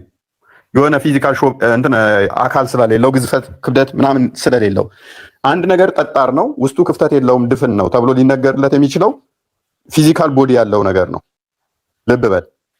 ሊዳሰስ ሊጨበጥ የሚችል ነገር ነው ጠጣር ነው ብለህ ልገልጸው የምችለው። የኛ ደግሞ እግዚአብሔር መንፈስ ነው። እንደዚህ በአይንህ የምታየውና ይሄ እንደዚህ ነው ወርዱ እንዲቁመቱ እንደዚህ ክብደቱ እንደዚህ ሰውነቱ ጠጣር ለስላሳ ብለህ የምገልጸው አይደለም። የእናንተ ማይበላበት ምክንያት ካስቀመጡት ሙፈሲሮች አንዱ ማስገቢያ የለውም። ልብ በል የችሎታ ጉዳይ እንጂ የባህሪ ጉዳይ መሆኑ የሲፋት ጉዳይ መሆኑ ይቀርና የካፓቢሊቲ ጉዳይ ይሆናል ማለት ነው። የችሎታ ጉዳይ ይሆናል። ለማስገባት ካፔብል አይደለም፣ ችሎታ የለውም ለማስገባት። ምክንያቱም ድፍን ነው፣ ማስቀመጫ የለውም፣ የሚበላበት ስለሌለው ሆድ ስለሌለው ነው። ሆድ ከሌለው ደግሞ ማስገባት አይችልም። ስለዚህ የባህሪው ጉዳይ መሆኑ ቀርቶ የችሎታ ጉዳይ መብላት ቢፈልግ እንኳን ያንን ያልቻለው ለምንድነው? ቀዳዳ ስለሌለው ይሆናል ማለት ነው። ያም ደግሞ የነበረው ለምንድን ነው? ኢየሱስ ክርስቶስ ቅድም ተመለሰልህ። እሱ በስጋ የተገለጠ አምላክ ነው። መለኮት በስጋ የተገለጠ አምላክ ነው። ኢየሱስ ክርስቶስ በስጋ የተገለጠ አምላክ ነው። ኢየሱስ ክርስቶስ በስጋ የተገለጠ አምላክ ነው። እግዚአብሔር ማን ነው? ሁለት አምላክ ነው ያላችሁ ማለት ነው። ማን አለ? እና ታዲያ ኢየሱስ ክርስቶስ በስጋ የተገለጠ አምላክ ከሆነ ኢየሱስ ክርስቶስ በስጋ የተገለጸ አምላክ ከሆነ እግዚአብሔር ደግሞ ማን ነው? በመንፈስ የተገለጸ አምላክ ነው ማለት ነው። ስለዚህ ሁለት ፈጣሪ አለ ማለት ነው። ኢየሱስ ክርስቶስ በስጋ የተገለጸ አምላክ፣ የእግዚአብሔር ደግሞ በመንፈስ የተገለጸ አምላክ ነው ማለት ነው። ስለዚህ ሁለት አምላክ ነበራችሁ ማለት ነው። ኦኬ። ስለዚህ አሁን ንጽጽር ከማን ጋር ሆነ ማለት ነው? ክርስቶስ በስጋ ከተገለጠ በኋላ በልቷል፣ ጠጥቷል። እውነት ነው፣ በልቷል፣ ጠጥቷል። ስለዚህ አላህስ በዛ አይን ብናየው ከሚለው አንፃር ተሆነ እያየሃለው በፍጹም ከኢየሱስ ክርስቶስ ጋር ከፍጡር ጋር እያነጻጸርኩ አይደለም። እኔ ቆይ አዳምጥ። አላህ ሙሐመድ አላህን ፈጠረ፣ ሙሐመድን ኢየሱስ ፈጠረው። ኢየሱስ ሙሐመድን ፈጠረ፣ ሙሐመድ ደግሞ አላህን ፈጠረው። አላህ ሙሐመድ ፈጠራ ውጤት ነው። ኤኒዌይስ ተረጋጋና አዳምጥ። እኛ ስለ መለኮት ስናወራ በስጋ ከመገለጡ በፊት አዳምጥ። ማይክ ያዝ፣ ማይኩን ያዝ፣ ሚውት አርግ። ያ ስለ መለኮት ስናወራ ኢየሱስ በስጋ የተገለጠ ከመገለጡ በፊት ስላለው መለኮት እያወራንም፣ መለኮት በባህሪው በፊትም በኋላም አሁንም ለዘላለም ምግብ የሚያስፈልገው የሚበላ የሚጠጣ አይደለም። ነገር ግን ክርስቶስ በስጋ የተገለጠ አምላክ ነው። የስጋን ገንዘቡ አድርጓል መለኮት። ገንዘቡ ሲያደርግ ደግሞ ስጋ በባህሪው የባሪያው መልክ የኛ መልክ ስለያዘ በስጋ የተገለጠ አምላክ ስጋን ተዋህዶ የመጣ አምላክ ስለሆነ ያ ስጋ ደግሞ የሚበላ የሚጠጣ ነው። ያ የተዋሃደው ስጋ ምግብ ይበላል ይጠጣል ማለት መለኮት በባህሪው ይበላል ይጠጣል ማለት አይደለም። አላህ ግን በባህሪው ድፍን ነው። በእንደዚህ አይነት ተገልጦ ሳይሆን የመገለጥ ሪቪሌሽን ሳይሆን አላህ በባህሪው ፍጥረትንም ሳይፈጥር ከፈጠረም በኋላ አሁንም ወደፊትም አኗኗኑ በምንድነው? ድፍንና ጠጣር ግዙፍ አካል ያለው ሊዳሰስ ሊጨበጥ የሚችል ነው። እኛ መለኮት በባህሪው መቼም አልታየም፣ አይታይም፣ ወደፊትም አይታይም። ግዙፍ አካል ያለው አይደለም የሚዳሰስ። አላህ ግን ምንድነው? ጠጣርና ግዙፍ አካል ያለው እንዲሁም በቂያማ ቀን የምታዩት ነው። በዚህ እንደዚህ ብላችሁ የምታዩት ከሆነ ደግሞ ግዙፍ አካል አለው ማለት ነው። ያ እናንተ የመጨረሻ ቀን ቢሆን አናየውም። መለኮትን በባህሪው አናየውም፣ መቼም አናየውም። መለኮት የሚታይ አይደለም። ኤኒዌይስ የእናንተ የሚታይ ስለሆነ ዳይሜንሽን አለው፣ ወርድ አለው፣ ክብደት አለው፣ እንደዚህ ያለው ጠጣርም እንደሆነ ይታወቃል። ይሄ አካል ደግሞ ወይን ውስጥ ነው ወይን ክፍተት አለው። የቱ ጋር ነው ጠጣር ነው? የቱ ምን ላይ ነው ጠጣር ነው? እንደዚህ ክፍተት አለው ምናምን ብሎ የሚመጣው እኔ የጠየቁን ጥያቄ እንኳን መለስክልኝ። አንብብለት የጠየቁን ጥያቄ እንኳን መለስክልኝ። መጀመሪያ እንኳን አልተመለሰ። አዳምጥ። ጠጣር ነው የሚለውን አውጣላ፣ ሶሊድ የሚለውን አሳየው። አንብበው ክርስቲያን። ችግሩ እኮ ቅድም በአረብኛ አንብበው ስለው ቢያነበው ኖሮ ይሄን ለማስ ያገኘው ነበር። እሺ አብዱራህማን ቶልዳስ ሱፊያን ቶልዳስ ኦን ዘ አውቶሪቲ ኦፍ መንሱር ኦን ዘ አውቶሪቲ ኦፍ ሙጃሂድ who said as-samad is እንግዲህ በእነዚህ ሁላ ቼን ኦፍ ናሬሽን ሰንሰለት የመጣ በእነ ሙጃሂድ ማለት ነው። እነ ሙጃሂድ ደግሞ ማን እንደሆኑ ታውቃለህ? as-samad is one who is solid። as-samad ማለት ምንድን ነው አለ? ጠጣር ውሃ ያልሆነ ወይም ደግሞ ጋዝ ያልሆነ ኩባ ሲጀመር ሐዲሱ ደቂፍ ነው። ደቂፍ የሚባል ነገር የለም። ዋይ ደቂፍ ማለት ምን ማለት ነው? ሲጀመር አንተ ዝም ብለህ ደቂፍ ማለት ምን ማለት ነው? ዋይ አታዳምጠው። ሙስሊሞች እዛ ደቂፍ ማለት ምን ማለት ነው? አዳምጠው። ይኸውልህ ኩባ ቸገረ ምንም እውቀት የለውም። ውይይት አይችልም። ሲጀመር ውይይት አይደለም እሱ ውይይት አይደለም። እኔ የጠየኩህ ጥያቄ ምን መልስ እንደሰለኛል። እኔ መጀመሪያ የጠየኩህ ማለት ነው የጠየቅኩህን ጥያቄ መልስልኝ። ሙስሊሞች አምልጡ ሊል ነው የመጣው። እስልምና እንዲህ ነው። ሱራ 501 ላይ ነብዩም አትጠይቁ፣ ከጠየቃችሁ ከእምነት ትወጣላችሁ፣ ሩጡ፣ ተጠያቂ አምልጡ። ሱራ 18:23 ላይ እንዳትጠይቁ ተነሱ፣ እንዳትጠያየቁ። ሱራ 17:85 ሲጠየቅ አላህ ብቻ ነው የሚያውቀው። ሱራ 3:61 ላይ ጥያቄ አያስፈልገንም ከምትጠይቁኝ ይልቅ ልጆቻችሁና ልጆቻችን ሚስቶቻችሁና ሚስቶቻችን ለነዛ መተን እንረጋገም። ይሄ እስልምና ስትራቴጂ ነው። ከዛ ምን ይሏችኋል ሲፎግሯችሁ? እስልምና ለሁሉ ምላሽ አለው። አንተ ማለት ምንም እውቀት እንብለህ ክርስቲያንና መምህራን ጠይቃቸው። የነገሩም አሪፍ ማለት እነሱ አሪፍ እያስረዱ ነው። አንተ ከዚህ ከንት ምንም አይነት እውቀት የለህም። ስለ እስልምናም ስለ ክርስትና ምንም የምታውቀው ነገር የለም። እንደሌለኝ አስተምረኝ። እያስተማርኩህ ነው። በአግባቡ እያስተማርኩህ ነው። ምጠይቅህን ነብይህን የራሻው ሳይድ አልቡኻሪ 69:82 ላይ የሆነ መንፈስ መጥቶ ጨምቆ እንደለቀቀው ጭመቀ እንዴ አንብብ እንደጠየቅኩህ መልስልኝ። አንብብ ይሄንን እፎ ይኸውልህ አንብብ ምናምን አይደለም። እኔ የጠየቅኩህን አንተ አንብብ ተምራለሁ ትላለህ አይደለ? የጠየቅኩህ ለምን ኮብል ራስ ይሄንን ጭንቅላትን ጠርበ መንገድ ይስሩበት።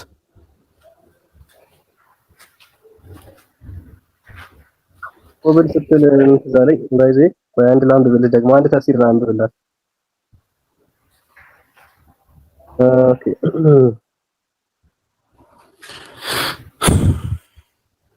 ሙስሊሞች አምላካቸውን እንዴት ኤክስፕረስ እንዳደረጉት ማለት እንትን ማለት እኮ ነው። ይሄ ስታቹ ነገር አለ አይደለ? የሆነ ሐውልት ነገር ማለት እንደዛ እኮ ነው ያደረጉት እኮ አምላክን ጠጣር ድፍን የሆነ እጅግር ያለው ያ ደግሞ ሊዳሰስ የሚችል የሚጠጥር ነገር አንድ ጊዜ ኮብል እንደሆነ ቆይ ላሳያችሁ አንዴ። ያው ሱረቱል ኢብራሂም አንቀጽ 2 ተፍሲር አራዚ ሙስሊሞች ይሄ ደግሞ ምን ብሎ እንደፈታው ልንገራችሁ። አስተመሪ that which has no cavity ካቪቲ ማለት ይሄ ውስጠኛ ይሆን ምንድነው ያነበብከ ነው አሉ የተከፈተ አንዴ ቆይ ምን ታያለህ which has no cavity and from its head the stopper of the bottle ምንድነው ያነበብከ ያለው ቦትል ማለት የጠርሙስ መክደኛ አለ አይደለ? ይሄ አሁን ከላይ የምታዩት አለ። ይሄ ድፍን ነው፣ ምንም ማስገቢያ ማስወጫም የለውም። የጠርሙሱ መክደኛ ማለት ነው። እና እንደዚህ ነው አለ አሰመር and something that is solid means solid and has no softness in it ጠጣር ነው ቢነካ ደግሞ ምንም አይሰማው ማለት ነው። ከዛ ይልና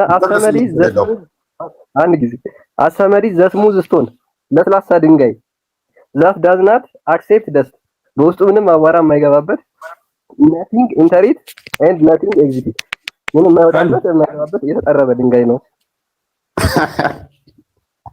ኮሜንት ነው ማለት ያለው አረብኛውን አድርገውና ያንብብልን።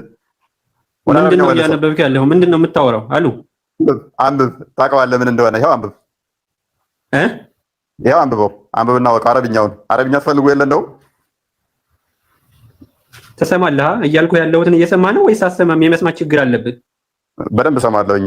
ይመስገነው ካላ አሻላለሁ። ድፍና ያለው ቀጥታ አንብበው እኮ። ስለዚህ አዳምጠኝ የምልህን አንብብ ትላለህ እንደ እኔ ነኝ ላንተ ማነብልህ እኮ። አዳምጥ መጀመሪያ እኮ ቀጥታ አንብብ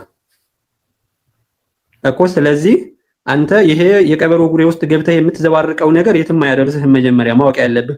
ሲቀጥል እኔ ካንተ ጋር ከሰይጣን ጋር አልነጋገርም። አንተ ለምንም እና ለማንም ክብር የሌለህ ሰይጣን ነው። መሐመድ ይነጋገር ነበር። ሳይ ሙስሊም 450 ኤ ላይ ነብይ ሌሊቱን ሙሉ ከሰይጣን ጋር ሲነጋገር አድሮ ነው የመጣው። የጂኒዎች ምዕራፍ 72ኛው ከቁጥር 1 እስከ 4 ድረስ ነብይ ከሰይጣኖች ጋር ከጂኒዎች ጋር አጋንንት ጋር ይነጋገር ነበረ። 22ኛው ሱራ 52ኛው አያ ላይ ነብይ የማጥመሚያ ቃልን ከሰይጣን ይቀበል ነበር።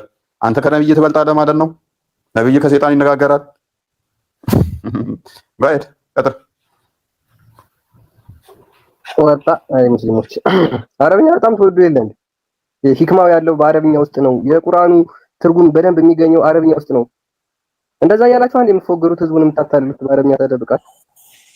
ስለዚህ በአረብኛ የተከፈተላችሁ ዛሬ ነው በቃ አላስወራህ አይደል? እንደፈለክ አልቀደዳልከ ሰያስ ገብቷል ያነባል አነበብ እቺን አንበብ እስቲ አላህ ድንጋይ ነው ይለናል። አላህ ድንጋይ ነው እያለ ነው። አንበብ እስቲ እንደፈለክ አላስወራህ አሉ። አንብብ አታልቅስ። አንተ ጋር ነው አንብብ አይ እስልምናና እውቀት ሚስራ ከዚህ ያወጣሽ ከዚህ ጨለማ ያወጣሽ አታመሰግኝም? ሚስራ አሁን የእምነት አስተማሪ ይሄንን ድንቁርና እየሰማሁ እኮ የምዳረቀው ጨጓራዬን ባጣ በዘመዶችሽ ነው። የእምነት አስተማሪ ደግሞ ይሄው ራሱ ሰው ስትሳደግ ሰው የሚገርመኝ ነገር አንተ ቁጭ ብሎ የሚያዳምጡ ሰዎች ናቸው። አንብብ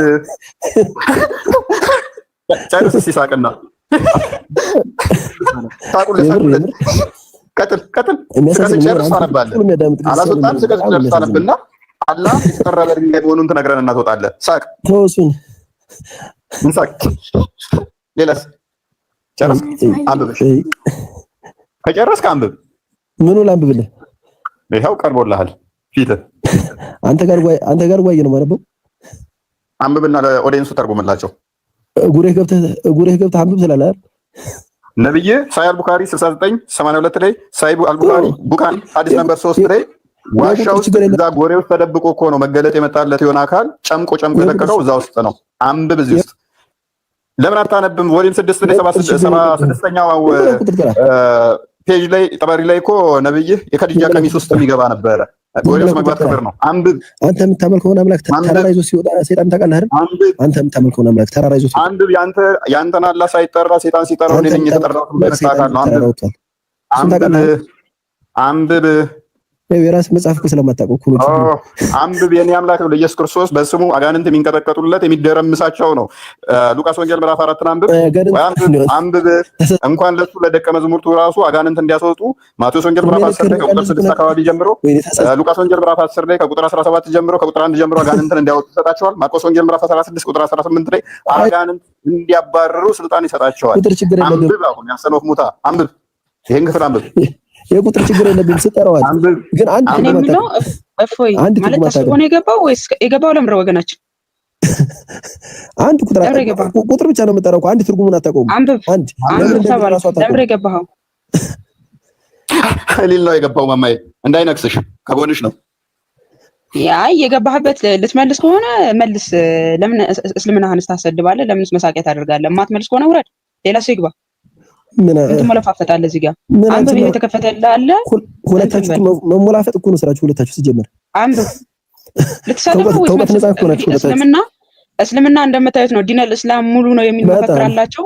እያንዳንዳቸው ግን እስልምናቸውን የማያውቁ ዝም ብለው የሚነዱ ማህበረሰብ ብቻ ናቸው። ተፈታኮነ ቻሌንጅ እየተደረገ ነው። አንብብ። ሙስሊም የለም እናንተ ጋር ይዋይ ሙስሊም ምን ልትሆን ገባ? ካዲያ አንተ ሰላም ለዘይራ ነው ሚስቶች መስለህ አንቺን ለመረበሽ ነው የገባሁት። ምን ልትሆን መጣ? ዘይነብ ፋጤ ያሉ መስሎ ነው እዚህ ጋር ልትዘይር ነው የመጣኸው? እኛ ክርስቲያኖች ነን። ውረድ። እሺ አንቺን ለመረበሽ ታብታብ አድርግታችሁ ወርደ አንቺን ለመረበሽ መልስ ማታቅ ከሆንክ ኡሚ ከሆንክ እንደ ነብይ እታች ወርደ ታብታብ አድርግ። ምን ልትሆን መጣ? እዚህ ጋር ፋጤ አይሻ ምናምን የሉም እዚህ ጋር። ከኛውት ሳዳ ምን ትመስላለች? አለ ቆንጅዬ ነሽ። መልኳን ነው ወረደች። ምን ትመስላለች ብሎ ቁንጅናሽ ልታይ ነው መሰለኝ። ሳዳ ደግሞ ቀንታ ነው። ሳዳ እንኳን ምን ትመስላለች ብላ አራተኛ የምትጋራኝ ልመጣ ነው እንዴ ብላ። ምክንያቱም ማዕድኑ ምዕራፍ 5ኛው አያ ላይ ሙስሊም ወንዶች ሴቶች የክርስቲያን ሴቶችን ማግባት ይፈቀድላቸዋል። እነ ፋጤ እነ ሳዳ እነ ራቢያን ብቻ ሳይሆን የክርስቲያን ሴቶችንም ስለሚፈቀድላቸው፣ ምክንያቱም አራት ካገቡ ወንዶቹ የሙስሊም ሴቶችን አይደርሳቸውም። ስለዚህ ከክርስቲያንና ከአይሁዶችም መጨመር ስላለባቸው ለወንዶቹ ተፈቅዶላቸዋል። አላህን አመጣኸው። አላህ እኮ ሁለት ቀኝ እጅ ነው ያለው። ይሄንኛውማ ሬጉላር ሼፕ ነው። አላህ እኮ ኢሬጉላር ሼፕ ነው። አንዱን ፈርድ ያመጣለው ባይዘይ እንደዚህ ነው ኤክስፕረስ ያደረጉት። እኛ ምን እናርግ? እሺ ማለት አምላካቸው ማስገቢያ ማስወጫ አይደለም።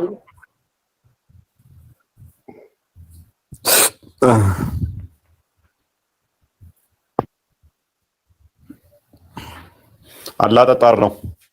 ማንኛው ነው ነክቶ ግን የዳሰሰው አንተ ጠጣር መሆኑን? አሃ ኢብሊስም ተናግሯል። ከኢብሊስ ጋርማ አውርተዋል አብረው ሆነው። ምስጋና ላላ ይገባው።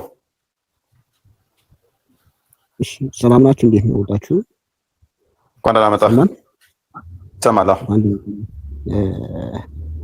እሺ ውይይት ምን ነበረ? አላህን ድፍን ሆነ። ኦኬ እሺ አይ ትንሽ እያዳመጥኳችሁ ነበረ። አሁን ብዙ ሆናችሁ ነው ያላችሁት። ከማን መነጋገር እንዳቻልን አላውቅም። ያ መጽሐፍ አውጥቶ እንደዚህ ላልገባ ሰው እንደዚህ ነው ሊማር የሚቻለው። ምረጥና ቀጥል። ምን መሰለህ? አይ እንትን እያልክ ከሆነ በስርዓት የምናወራ ከሆነ ነው። በስርዓት የምናወራ ከሆነ መወያየት እንችላለን። በቃ እሺ ቀጥል። አንደኛ ደረጃ ያው እኔ የምሬ ነው ማለት ነው ጀጅ እያደረግህ ሳይሆን አንድ ትምህርት ስታስተምር እኔ ወላሂ ችግር የለብኝም። ጀጅ እያደረግህ ሳይሆን የራሴን ከንሰር አድርገህ እንትን ምን አሪፍ ነው። አብዛኛው ተማሪ ነው ያለው ተማሪ ነው። ቀጥል በቃ እሺ፣ ቀጥል በቃ እሺ። አሁን ቶፒኩ ላይ እናውራ። ያ እየሰማሁ ነው። ቶፒኩ ላይ እናውራ። እሺ፣ ኔትወርክ ትሰማለህ?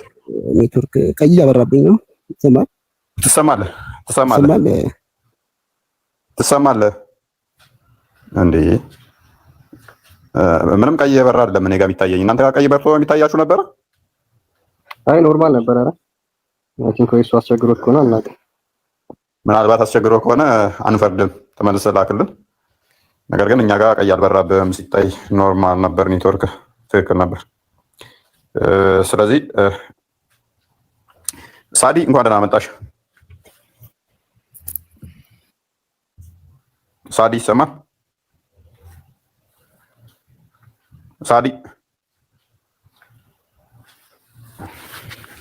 ሳዲ አለሽ? ሳዲ ክርስቲያን ሄድበት ትንሽ ወደ ወደንሱ ግልጽ አድርገላቸው።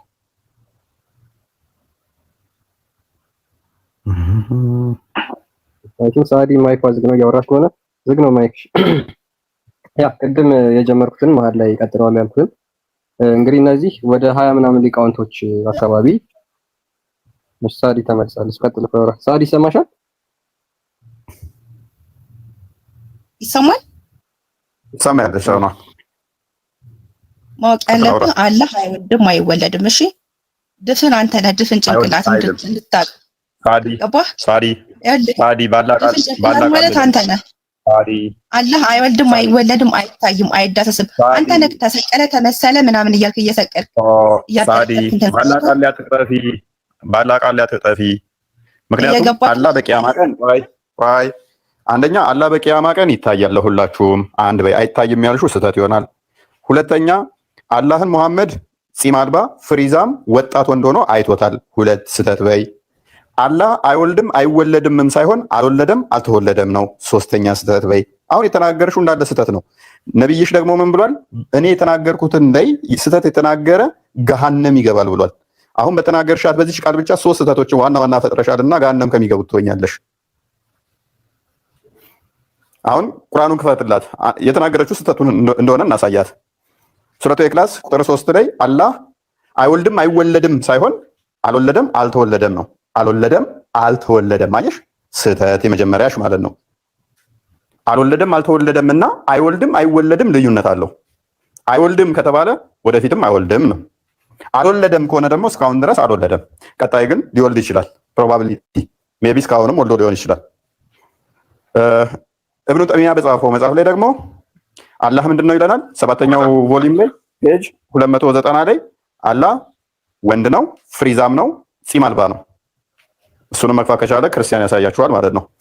ስህተት ተናግረሻል፣ አልታየም ያልሽውን ነብይሽ እንደዛው ነው አይቶታል። በቂያማ ቀን ደግሞ ሁላችሁም አንሰርከምሳይዝድ ሆናችሁ 60 ክንድ ረጅም ሆናችሁ ሳትገረዙ ማለት ነው፣ ራቁት ሆናችሁ በባዶ እግር ሆናችሁ አላህን ባቱን ሲገልጥላችሁ ትሾፉታላችሁ፣ ትሰግዱለታላችሁ። ይህንን ደግሞ ሐዲሳችሁ ነብያችሁ አስቀምጦታል። ስለዚህ ስህተት ነበር የተናገርሻቸው እንዳለ። የኛን አስተምሮ ዘሽ ፈጣሪ አይታይም አልታየም አይታይም የሚለውን የኛን ነው የተናገርሽው። የእናንተ ይታያል ታይቷል፣ በመለኮቱ ማለት ነው። መለኮት ካለው ሜቢ ከፍ አድርገው ብዙም አይታይም ክርስቲያን። ኦኬ እንደዚህ ይላል the messenger of God may God bless him and grant him peace said የአላህ መልእክተኛ ሰላምና እዝነት በሱ ላይ ሆነና እንደዚህ አለ I saw my Lord in the form of beardless young man with curly hair in green meadow አምላኬን ጌታዬን ጺም አልባ ፍሪዛም ጸጉር ሆኖ በአረንጓዴ ስፍራ አይቼዋለሁ አለ። አይታይም የሚለውን ኪሳችሁ ትከቱታላችሁ ማለት ነው። ወጣት ጺም አልባ ፍሪዛም ሆኖ አላህን አይቼዋለሁ ያለው ማን ነው? የሙተሊብ ልጅ የአብደላ ልጅ ሙሐመድ። ቀጥል ክርስቲያን፣ ወደ ቀድሞ ቶፒክ ተመለስ። ምስጋና ለአላህ ይገባህ። ደግመህ ገብተሃል። ሜቢ አሁን ቅድምም እንትን ብለህ ነው የወጣው። ሜቢ አሁን ይሰማል። ኔትወርክ ሰጥቶኝ አላውቅም። እኔም ከንፈርቼ ልወጣ አልችልም። ምንም እውቀት ለምንድን ታውቃለህ? ይሄን ብለህ እውቀት የለክም ብለህ የሆነ እውቀት እንዳለ አግሬሲቭ ሆነ ታወራለህ። ገባህ? አሁን እዚህ ተመልካች 2900 ወይም 1900 ነገር ቶፒኩ ላይ እኔን ተወኝ፣ በቃ እኔን ተወኝና ቶፒኩ ላይ አውራ። ችግር የለውም እናወራለን። እና ብዙ ሰዎች የሚማሩ ሰዎች አሁን ምን ብሎ ነው የሚማሩ? ቶፒኩ ላይ አውራ። እኔን ተወኝ፣ በቃ እኔ ሰነፍ ነኝ፣ ደደብ ነኝ፣ መሀይም ነኝ። በቃ አንብብና እናስረዳቸው። በቃ አላልኩም። እንደዚህ እያልኩ ነው። መቼም አንግባባም። አንብብና መልክ መናገር ነው። እሺ በቃ ያው ዝም ብላለች። እሺ አረብኛ ማንበብ ትችላለህ? አንብብና ተርጉምላቸው። አንተ ማንበብ አትችልም። እኔ ችግር የለብኝም። እንዴት ነው ማለት? ስለዚህ ችግር እንደሌለብህ እኔ እንፈትሽ። አንብብ። አንደኛ ቋንቋዬ ነው። አንደኛ ቋንቋን መሆኑን እስቲ እንየዋ። ምክንያቱም በመናገረን እኛ መሐመድን አይደለንም ስናክስ የነገራችሁ ሁሉ የምታምኑት። ቀጥል አንብበው። እነዚህ እኔ ብዙ አስተማሪዎች አይቻለሁ። እንዳንተ ጀጅ አድርጎ የሚያስተምር አስተማሪ አላየሁም። በአንደኛ እባክህ አንብብልን። ኦኬ ወደ መጽሐፍ ተመለስ። አነብልሃለሁ፣ ግን ባነብ ግን አንተ ጀጅ እያደረክ ነው የምታወራው። አንግባባም ነው የምልሽ። ለማምጣት ሰው እባክህ አንብብ። እስኪ ያው አንብብ፣ ተከፍቶላል መጽሐፍ። አረብኛ አድርገው አንዴ። አይ በቃኛ፣ አረብኛን አንፈልግም። ምክንያቱም አረብኛ ገረድ አይደለንም እኛ። የትርጉም አለ መጽሐፍቶች የተቀመጡበት። በቃቸው ታነበው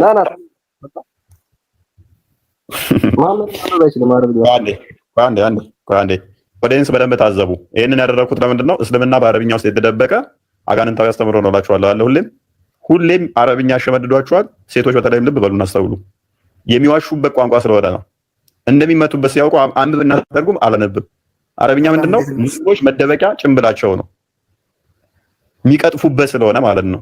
የሆነ ነገር ያነቡላችሁና ተቃራኒ ተረጉሙላችኋል ማለት ነው። ይሄ የሙስሊሞች ታክቲክ ነው። በደንብ ታክቲካችሁን በልተነዋል።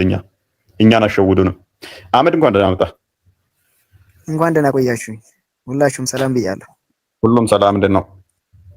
አለ። በመጀመሪያ የምለው ነገር ያው እኔ ስድብ አልሳደብም። አሁን የተሳደቡ የሚወጣሉ ስህተት ነው። አንተም አትሳደብ፣ ጥሩ አይደለም። የተሳደቡ የሚወጣሉ መልካም። እሺ ስለዚህ እኔ አሁን የምልህ ማለት ነው ለምንድን ነው እሱ ሀባሽ ዋቢያ ሰለፊ ወይንስ? እሺ አንተ ታነባለህ አረብኛ? ኧረ ያው የማልችለውን ነገር እችላለሁ አይባልም አይደለ? አትችልም? አዎ አሁን ማለት ባነበው ራሱ እሱ ማለት ነው። አሁን ባነበው ያስቀምጣችሁት ነገር ትክክል ያልሆነ ነገር አሁን ለምሳሌ አሁን እንትና ፎይና ሁሱ ለምሳሌ እንደነዚህ አይነት ነው እንጂ እውቀት ያለው በአንድ ተገናኝቶ እንትን ማለት ያለበት እና ደግሞ ሲቀጥል እሱ የምታነቡት ነገር ዝም ብሎ የተጻፈውን ነው የምታነቡት፣ ዝም ብሎ ከማንኛውም ቦታ የተነሳውን ማለት ነው። ምን ብያችሁ ነበር? በጣም አስተውሉ። እሺ ወዲያስ ሲነበብላቸው ይሄ የእናንተ መጽሐፍ ነው፣ እኛ እስልምና ውስጥ እንደዚህ አይነት ነገር የለም ብለው ተቂያ ይሰራሉ ይትላሉ። አሁን አንተ ማንበብ አትችልማ። ስለዚህ ማንበብ ማችል ከሆነ እንዴት የምንናገረው ነገር ውሸት የሚመስለው ትረዳዋለህ? መጀመሪያ አንብበህ መረዳት ትችል እኮ ነው እውነታችንና ውሸታችን መሆኑን የምታውቀው። አልችልም ማለት በቃ ዝም ብለህ ነው ተማር። በመሰለህ የምረዳው በመሰለህ የሰማች ነው። ቀጥል። በምንድን ነው የምትረዳው? ማንበብ ካልቻልክ፣ መረዳት ካልቻልክ፣ መተርጎም ካልቻልክ በምንድን ነው የምትረዳው? ሲጀመር እስልምና አንደኛ ነገር ገና ስታውቀው ራሱ ማለት ነው። መጀመሪያ ለምሳሌ ይሄን ለማወቅ ራሱ ሁላችሁም ቦታ ያላችሁት ሆስ ቤት የገባችሁ እንትን ብትሉት እስልምና ለማወቅ በቃ አዳምጣችሁ ራሱ ብትወቁ በቂ ነው። ሲቀጥል ደግሞ ነብይ ተረት አህመድ እሱ ጋር ሂድና ማለት ነው ያብ አብሲል የሚል አካውንት ፍታና አውራኝ ብላለች በለው ከነ ፎይ ጋርና ብላክ አድርጎኛል፣ ብሎክ አድርጎኛልና እሱን አስፈታል። ከዛ መተህ እዚህ ትነግረናለህ ማለት ነው።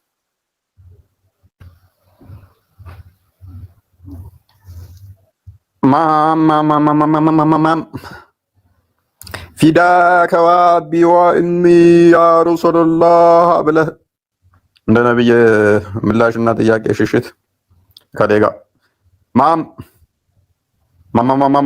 ብዬ ላንብበው? ወይና ማመድ ብዬ ላንብበህ 438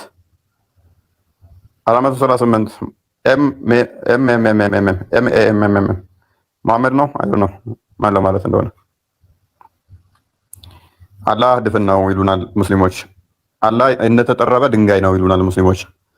ከዛ አላህ እንደተጠረበ ድንጋይ ድፍን የሆነ ማይወልደው ደግሞ እሱ ድፍን ስለሆነ ከውስጡ ምንም ማውጣት ስለማይችል፣ ማይበላው ውስጡ ድፍን ስለሆነ ማስገባት ስለማይችል አምላክን ገለጣችሁት በክብር ትቀልዳላችሁ እኮ እናንተ ቀልድ እኮ አይጠገብም። ሙስሊሞች ወንድሞቼ፣ ወገኖቼ፣ ዘመዶቼ አብዲ አብዲ 726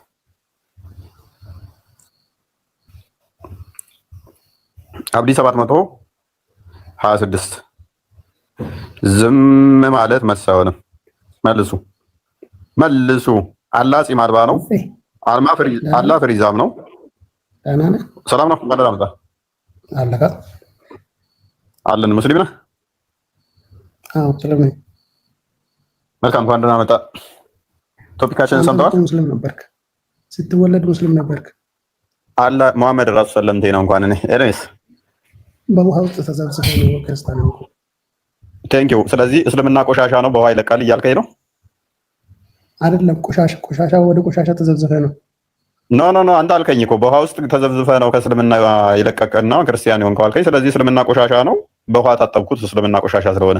እናመሰግናለን። ቶፒኩ ላይ ገባ። አይደለም ወገኖቼ፣ በውሃ ነው የሚለቀው ብሎናል እስልምና። ስለዚህ እኔ በውሃ የሚለቅ ቆሻሻ ይመስለኝ ነበር፣ እስልምናም በውሃ ይለቃል ለካ። ስለዚህ ውሃ የሚያስለቀቀው ከሆነ እስልምና ቆሻሻ ነው ማለት ነው። ስም ነው ይወጣል። አንብበዋል እኮ ውሃ ስትዘፈዘፍ እስልምና የለቀቀ ክርስቲያን ሆንኩ which means እስልምና ቆሻሻ ነበር፣ በውሃ አጠብኩት። ቆሻሻ ነገር መታጠብ አለበት። አንብብ፣ አዲሱን አንብብ። ምጣድ አይደለም ምን ስማ መሰለኝ ምጣድ ነው እናቱ ስማ የሚል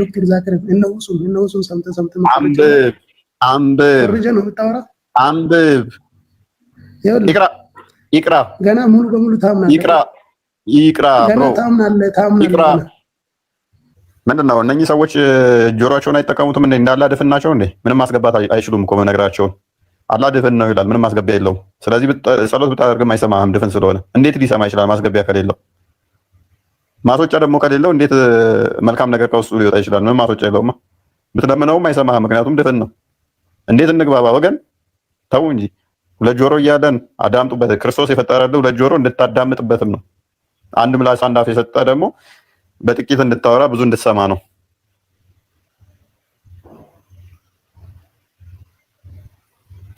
ይፍታ እንኳን ደህና መጣ። ይፍታ አለ።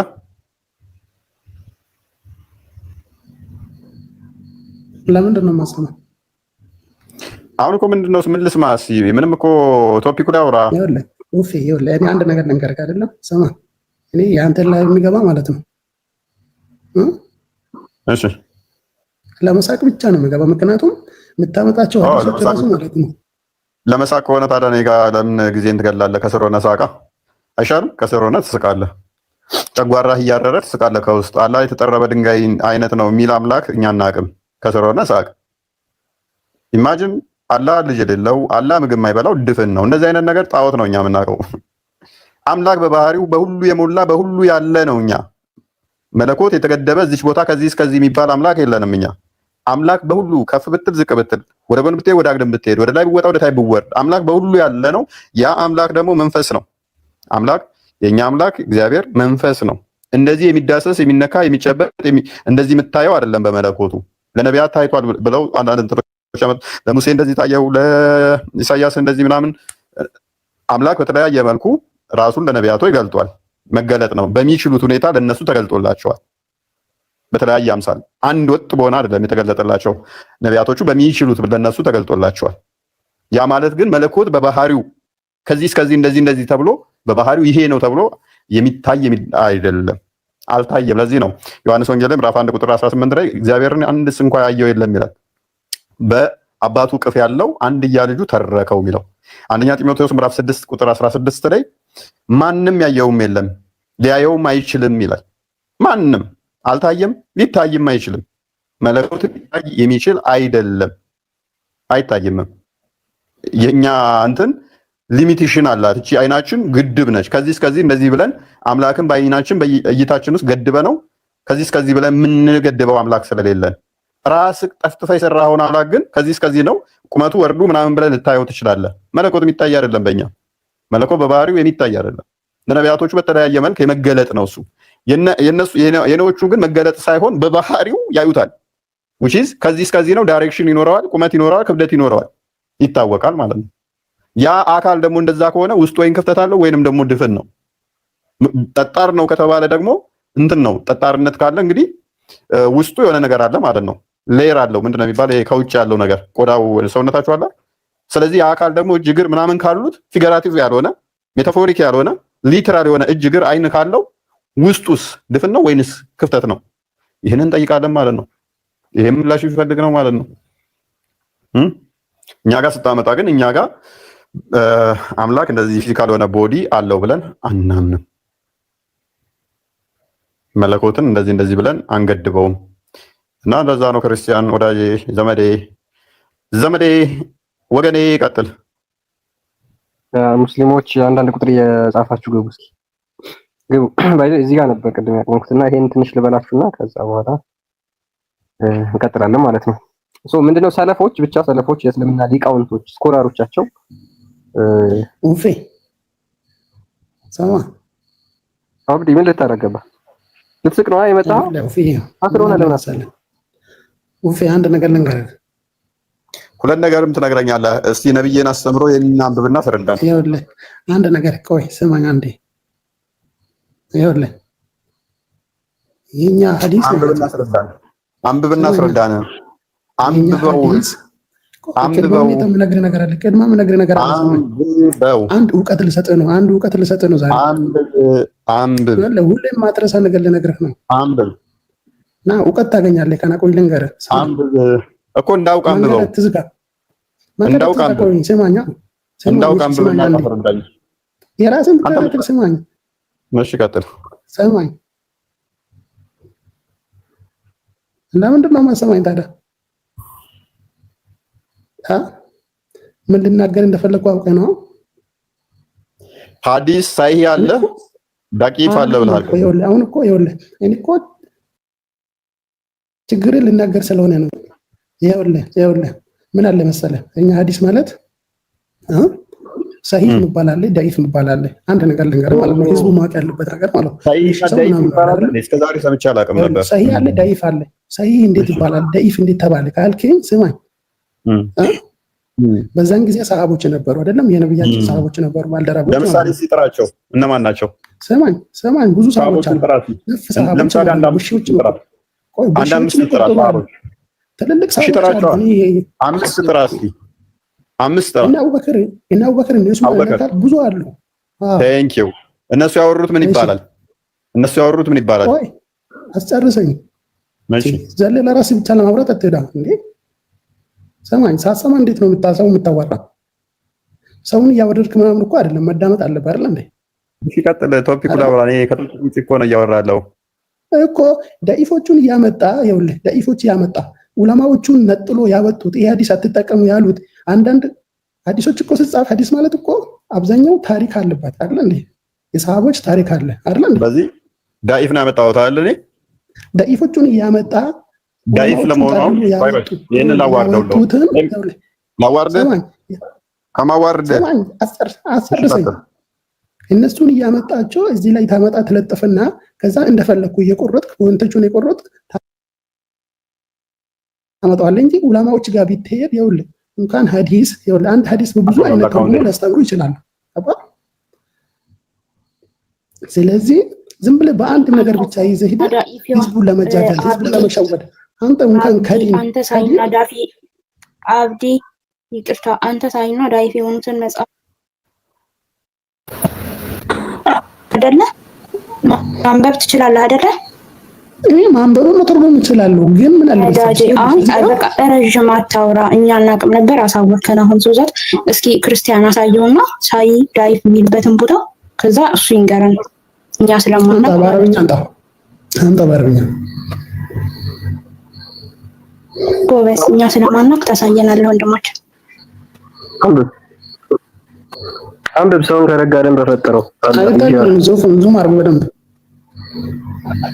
አረ ይታያል። አላህም ቀረብ ካላለ አይ እውነቱን ነው። እሺ ወላሂ ወደ ተፍሲሩ አንድ ነው። አላሁ ሰመድ ለሚለው ነው እኮ ይሄ እኮ ተፍሲሩን ነው አይልም። ተፍሲሩን ነው አንዴ ማለት ነው። አሁን አነብላችኋለሁ ብላል አይደለ? ያቀረበልህን አንብበህ ተምልኝ አይታይም በደንብ ይኸውልህ። አንዳንድ ጊዜ ጭንቅላትህን ለማሰብ ጆሮውን ደግሞ ለመስማት ተጠቀምበት። አንብቤ ተረጉምልሻለሁ አልከኝ አይደል? አሁን ግልጽ አይሆንልኝም። ሰመድ ወቅት ተለፋሉ ግልጽ ይኸውልህ ኢማን ይሰመድ ምናምን ለራስህ ማንነትህ ለራስህ ግልጽ ስላልሆነልህ ነው ግልጽ ያልሆነልህ እንጂ በደንብ ይታያል፣ ይነበባል። ጀጅ ለማድረግ ነው ጭንቅላትህን አዘጋጅተኸው የመጣኸው። ለዛ ስለሆነ ምንም ነገር ቢቀርብልህ ግልጽ ሊሆንልህ አይችልም። አይ እኔ ለማንኛውም ሰው ማሰብ እችላለሁ አነባለሁ ብለህ የምትል ከሆነ አንብብና ተርጉምልህ። ቆይ አሁን እኔ ይኸውልሽ እዚህ ጋር አሁን ከላይ የሚታዩ ብቻ ነው የሚታየኝ፣ ከታች እንዳለ ጨልም ብሏል። የሆነ ስልክ ይሆናል ስክሪኑ እንጃ ብቻ ግን ስላልሆነልኝ ነው እንጂ አስተካክለው በቃ አሁን ወረድና ታብታብ እያደረግ ስልክን አስተካክለኸው የራስህን ሀሳብ አስተካክለህ ማንነትን አምነህበት ትመጣለሽ። ወንድማችን ለምን ወርዳለሁ? ለምንድን ነው የምታወርጂኝ? ምክንያቱም አንተ የምታስተላልፈው የራስህን ባይዘው ነብዩም እኮ እንዳንተ ማለት ነው የራሱን ስሜት አዳምጠኛ እኔ እንደማዳምጥህ አዳምጠኝ። ላይክ ይኸውልህ እንዳዳምጠኝ ነብዩ መሐመድም ልክ አሁን አንተ ስሜትህን ፍላጎትህን በቃ ያሰብከውን ሁሉ እንደምታሳካ መናገር እንደምትፈልገው እሱም ደግሞ እንዳለ የሚያናገረው የሚያደርገው አላህም የሚፈቅድለት ስሜቱን ፍላጎቱን ነው። ኦኬ ስለዚህ አሁን አንተ ፍላጎትህ ምናምን ደግሞ እኛ አላህ አይደለንም እንደዚህ አይነት ነገር አንፈቅድም። ምክንያቱም ከታች ያሉት ለጆሮአቸው ለእህት ለወንድሞቻቸው እንጠነቀቃለን። ተረዳህ? ለሚሰሙት ነገር እንጠነቀቅላቸዋለን። እኛም ደግሞ ጆሮአችንን በጣም እንፈልገዋለን። ይኸውልሽ እዚህ ጋር ደግሞ አንድ ነገር ተሳስታችኋል። መሳሳታችንን አሳየን። ለምን ለመከራከር ሲሆን ስልክ ይሰራል። ወንድማችን መሳሳታችንን አሳየን። ለመከራከር ስልክ አይሰራም። መሳሳታችንን አሳየን። ተሳስተናል። እፎይ ስህተት አንብቧል። ክርስቲያንም ያመጣው ማስረጃ የከፈተው ስህተት ነው ብላል አይደለ? ሰማህ? መጀመሪያ አስረዳኛ ወንድሜ፣ አሳየን። ለማንበብ ሲሆን ነው ስልክ ጥቁር የሚሆነው። ለማንበብ ሲሆን ነው ስልክ ጥቁር የሚሆነው። ይኸውልሽ ቁርአን ማለት እንገርሻ ቁርአን ማለት ብለህ አይደለም የምትነግረኝ፣ የተከፈተልህን አንብበህ ይኸውልሽ አንቺ በብላክ አድርገሽ የምታሳይኝ አይደለም። እኔ እኮ ግልጽ አይደለም ብለህ ካላረኩም ባይዘው ማለት ነው በተለፋ ነው አይደለም እንደ ዑለማዎቹ ተካለፉበት ታዊል የሚለው ላይ ነው አንቺ እኮ ያለሽ። አሁን የተካለፉበት ማለት ተከራከሩ የተካለፉበት የሚለው አብዱ ሰመድ ነው። ስም አውጥቼልሃለሁ። ስምን አብዱ ሰመድ ብየዋለሁ በዛሬው ርዕስ ማለት ነው። ሰመድ ላይ ነው አንቺ ያልሻለሁ አይደል እንዴ? ይሄ እንዴት መሰለሽ አንቺ ይኸውልሽ የተካለፉበት የሚለውና ዳይሽ የሚለውን ሳሂህ ያልሆነውን ቁርአን ባህሪ ልንገርሽ ይኸውልሽ ለህዝብ ግልጽ መሆን ያለበት ስሜኛ ግልጽ መሆን ያለበት ነገር ነው የምነግራቸው። ሴትና ወንድ እንኳን ጾታ እንኳን መለየት አልቻለም። ማሬ አሁንም እያወራችሁ መስሎታል። በቃ ተቀድሮበት ድንጋጤው አለቀቀውም። ጨምቃት ባስታሰጣው ማለት ነው። ጆሮውንም ነው እንደደፈንሽበት እንዳያላ በስድብ አይደለም አባት፣ ስድብ አይቻልም። አትሳደብ። ይቅራ ቢስማኤል ወይ ሌላ ተልእኮ አለ። አንተ ይኸውልህ ማስተማር ሰው ሌላ ተልእኮ አለ። ሌላ ተልእኮ አለብኝ። ሙስሊሞችን የማስነበብ ተልእኮ አለብኝ። ለምን መደርስም ሙስሊሞችን የማስነበብ እና ከጨለማ የማውጣት መጭበርበር ሙስሊሞችን ከአጋንንት ስርዓት የማውጣት ተልእኮ አለብኝ። የማስነበብ ተልእኮ አለብኝ። አንብብ። አይዞህ እኛ ባንኖር እኮ አንብብ። ስማ አልችልም በለን፣ በቃ አልችልም በለን። እኔ ስማ አስተምራለሁ። እሺ እንግሊዝኛው ላይ ማለት አሁን ደግሞ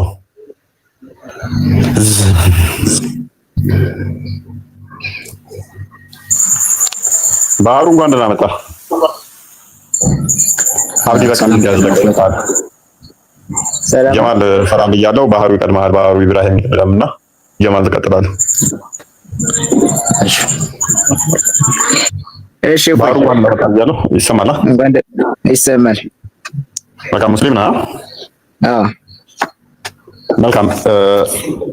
ስለ አላሁ ሰመድ የሚለውን የሙፈሲሮቻችሁን ትርጓሜ እያየን ነበረ እና ስለ ስዕሏ እንድታስረዳኝ ፈልጌ ነበር። ካስረዳለሁ። እሱን ቅድሚያችኛውን ሄድበትና ስለሱ ስለማላውቀው ነው ስለሱ ነው የጠየቁት ማለት ነው። ማለት ስለ ስዕሉን እንድታስረዳኝ ነው የፈለኩት። የምን ስዕል?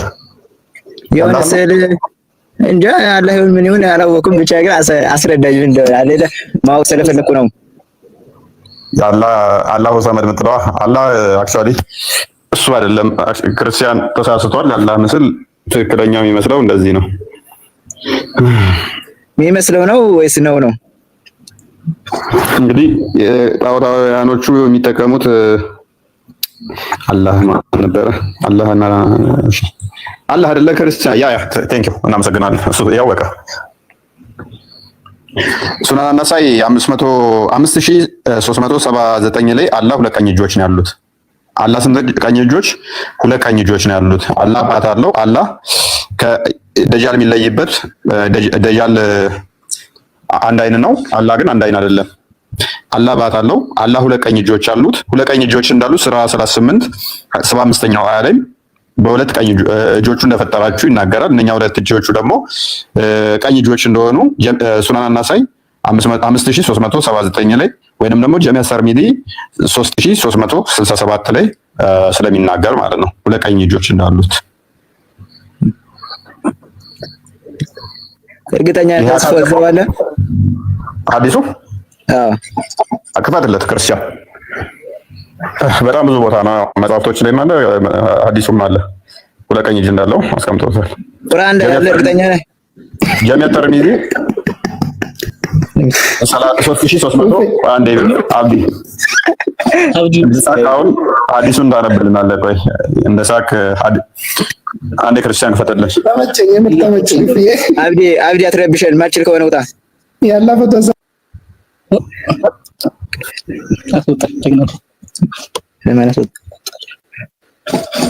ጀሚዓ ተርሚዚ ወይንም አናሳይ ላይ ያለ ክርስቲያን አናሳይ እሺ 5379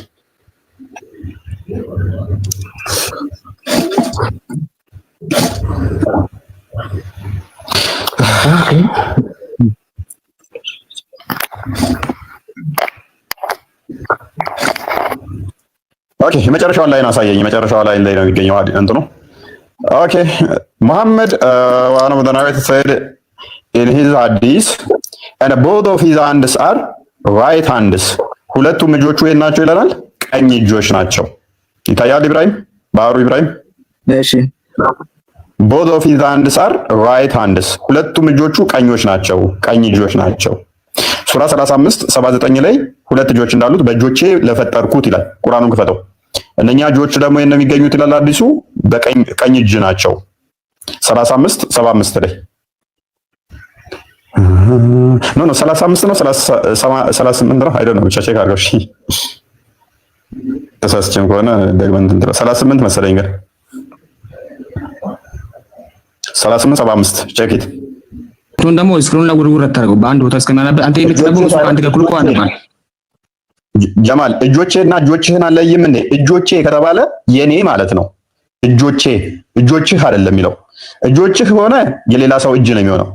እጆቼ ከሆነ ግን የኔ እጅ ነው። ቼ ነች እኮ ያለ አስጠጋት በደምብ አውቆ እሱ አይደለም እኮ አይ ስልኩን ነው አታንቀሳቀስ አልኩህ። ስክሪን ላይ አታንቀሳቀስ አልኩህ። ያንተ እጅ ነው እንጂ እሱ እኮ አይደለም። ግን አላህ ያለው ማንን ነበር? የራሱን ሳይሆን ኢብሊሱን ነው። ኢብሊስ ወይ እጆቼ ነው። የኢብሊስ እጆች ናቸው እና አላህም ኢብሊስ ሆይ በሁለት እጆቼ እኮ ነው እኮ በማን እጆች እንደዛ ሲል አላህ ራሱን ያለው አላህ አንተ ስታስረዳ ነበር። አላህ ሁለት እጅ አለው ስትል ነው።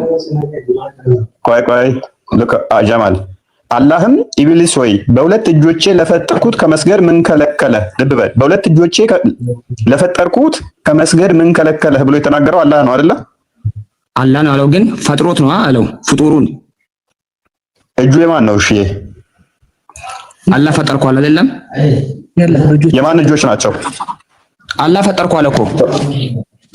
በምኑ ነው የፈጠረው?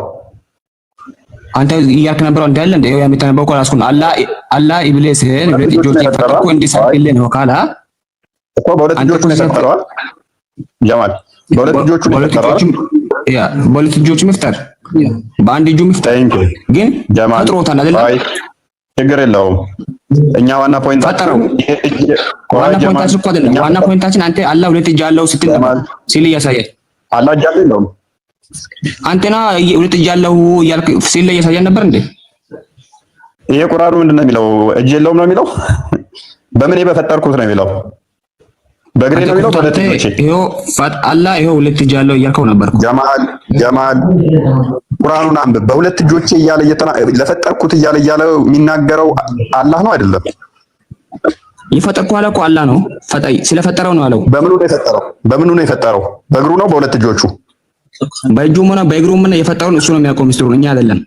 እኛ የተፈጠርን ሰዎች ነን። ጀማል በእግሩ ፈጠር አይደለም። እስኪ በፈለገው ይፈጠር፣ የፈጠረው ፈጣሪ ስለሆነ እኛ ደግሞ ፍጡር ነን። ሁለት እጅ ለምን አላሳያችሁኝ? ጀማል ሁለት እጅ ያለው አላህ አሳያችሁኝ እና እሱ እንደዛ አይደለም ነው ያንተ ሀሳብ አይደለም። እኛ ደግሞ እያለን ያለ ነው በሁለት እጆቼ። ቼ የምትለው ቃልና ቾ የምትለው ቃል ይለያያል አይደለ? ቼ ከሆነ የኔ ነው፣ እጅ ከሆነ ግን ያንተ ነው።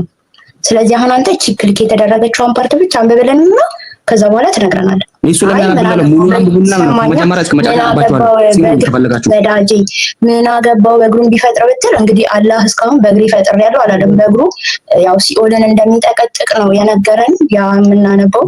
አይ በእግሩም ሰው ፈጥሯል ብለህ ካልክ ደግሞ ታስነብበናለህ። እሺ ወንድማችን አሁን እቺ ክሊክ የተደረገችውን ብቻ አንብብልን። እሷ ብቻ ለምን አነበለ? ሙሉ አረፍተ ነገር አምጡና ከላይ እስከ ታች አነባችኋለሁ። እሺ ሙሉን አስነብብልኝ ክርስቲያንዬ፣ ሙሉን አስነብብ፣ ችግር የለም። እሷ ቦታ ምን አለች? ለየብቻዋ ቼ የምትለው እዛ ጋር ነው ያለችው። ሁሉም ጋር ቼ አይደለም። ቼ ከፈለጋች ቺ ትሆንና አነባለሁ፣ ከፈለጋ አንቺ ዝም ብለሽ ማዳመጥ ትችላለሽ። ጀማል ስሜት አያቱም በቃ ሲና አይደለም እንጂ እሷ ቦታ ብቻ ምን ያለው እኮ ያለው እኮ እና እሱ ቅድም ለአንተ ስታስ ያስረዳክ ነበረው ማለት ነው። ፈጣሪ ይሄ ነው ሁለት እጅ ነበረው ይላል። ግን እዚህ ጋር ደግሞ አላህም ኢብሊስ ሆይ በሁለት እጆቼ ከዛም ነው በኃይሌ ለፈጠርኩ ከማስጋድ ምንም ምን ከለከለ? ካልከለከልከ ሁን ከለከለ። አሁን ኮራህን? አሁን አላህ ነው ያለው ነው የምትሉት ወይስ እንደዚህ ነው? ይሄ ጽፈት ለማን ነበር? ለኢብሊስ ነበርኩ። ጀማል በምን የፈጠርኩት ነው ያለው ወንድሜ? በሁለት እጆቼ። ስለዚህ እጆቼ ብሎ ሲል የማን እጅ ነው? ሁለቱ እጅ። ቆይ ጀማል እዚህ ጋር ኢብሊስን አላህ ነው የፈጠረው ወይስ አላህ ኢብሊስን ነው የፈጠረው? እዚህ ጋር አላህ ነው ኢብሊስን የፈጠረው። በምኑ ነው የፈጠረው ማለት? በምን የፈጠረው? በምን ነው የፈጠረው ፈጣሪ? እዚህ ጋር አላህ ኢብሊስን በእኮ በምን ሊለይ ይችላል። አንተን የፈጠረበት ምክንያት ሊለይ ይችላል። እሱን የፈጠረበት ምክንያት ሊለይ ይችላል። የእሱ ሚስጥር ደግሞ የሚያውቀው እሱ ነው። ግን አንድ እንደተፈጠርክ እሱም ባራብላክ አልፈጠረኝም። ኢብሊስን እዚህ ጋር አላህ ፈጠርኩ ሲል በምኑ ነው የፈጠረው? በእጆች አላ በስንት እጅ? በእጆች አላ እኮ በሁለት እጅም ሆነ በአራት እጅም ሆነ አይደለም። አላህ አራት እጅ ያለው እያለን ነው ክርስቲያን። ታባጂ እንደዛ ማናለሽ? ዝም ብለሽ ስሜ እየጠየቀው ጥቅም ነው። ማልክ እኮ ወንድማችን ስድቡን አንቺ ማን ጠየቃሽ ነው አልኩሽ። ቆላ አንቺ እንድታወሪኝ አልፈለኩም። እኔ እየጠየቁት ባለቤቱን ነው። ምን ብናሽ አንቺ ካቀታሽ እሱ ካወራ በኋላ ልትገዢው ትችያለሽ። ያ ብልግና ከነብዬ ነው የወረስከው። አዎ ታውሩ ብያታለሁ እኮ መጀመሪያ ምስዋን ነብያቸውም ሴት ልጅ ንቅ ነበረ። ያ ንቀት ከባህለ ከእምነታችሁ ስለሆነ ሴት ልጅ መሳደብ እና ሌላ እምነት ልንካችልም ኦፋይታ ሲንጋ ልንገር በእኔ እምነት በእኔ ሐሳብ ቢሆን ሌላውን ሰው መከተል አለብኝ። ጥፋት ካልሆነ ይሄ ጥፋት ነው ብለህ የሚከረኝ ነብይ እንደዚሁ ነበር። ሴቶች መሳደብ ነበር። ችግር የለውም። ልንገር መውረስ ምናምን አይደለም። እኛ ከማንም ለማንም ክብር ያለን ሰው ነን። በሌላ ሰው ለመሳደብ ከፈለክ ምክንያቱን ንገር። ግን እኔ ቅድም አውርታው ብያለሁ። እሷ ጀማል አንተ ማን ነህ? አውሪ እያልክ መፈደው እኔ ቤት ነው ያለህ አይደል እንዴ? እኔ በየጠየቀኝ ባህሩ ነበረ። ባህሩ ጠየቀኝ፣ መረጃ ጠየቀኝ። ለሱ እያመጣው እያለ ጣልቃ ስገባ እንታታወራኝ እንኳን አላልኩህም። እንደውም የባህሩ ነው። ወደ ባህሩ እንዞርና ባህሩ ይሰማላል ያለ ተራህ እኮ እንደርጎ ዝብ ጥልቅ ብለህ ይረበሽካል። ግን ሴትን ልጅ እንደዚህ አትናቅሽ። ወንዳችን ምንም እንኳን ሃይማኖት ሴትን እንድንቅ ኢንካሬጅ የሚያደርግ ቢሆንም ክብር ይኖር ለሴት ልጅ። ባህሩ ሜቢ አሁን አግኝተናል። እዚህ ጋር ሁለት እጆቹ ያላህ ናቸው አይደለ? ይላል። ግን እንግዲህ ያ ሐዲሱ ደግሞ ሁለቱም እጆቹ በቀኝ በኩል ናቸው ይላል አይደለ? Both of his hands are right hand. Both of his hands are right hands. ሁለቱም እጆቹ በቀኝ በኩል ናቸው ካለ ቀኝ እጆች ነው ያሉት። ስለዚህ ስዕሉ ያንን እንዴት ሁለት ቀኝ እጅ ሊኖረው ይችላል ያልከው ምስል አሁን አምጣለት። ያ አላህ ደግሞ የተባለው ማስገቢያ ማስወጫ የሌለው ድፍን ኮንክሪት ጠንካራ ብሎ አስቀምጦታል። አላሁ ሰመድ ማለት ሙፈሲሮቹ ሲያስቀምጡት ሲነካ ማስወጫ ማስገቢያ የሌለው ድፍን ነው ይለዋል። ይሄ ምስል ታዲያ አላህን ይገልጸዋል አይገልጸውም? ሁለት ቀኝ እጅ ያለው ይህን የሚመስል ሰው አይተህ ታውቃለህ? ኧረ አይቼ አላውቅም። አላህ አምሳያ የለውም። አየህ፣ ለዚህ ነው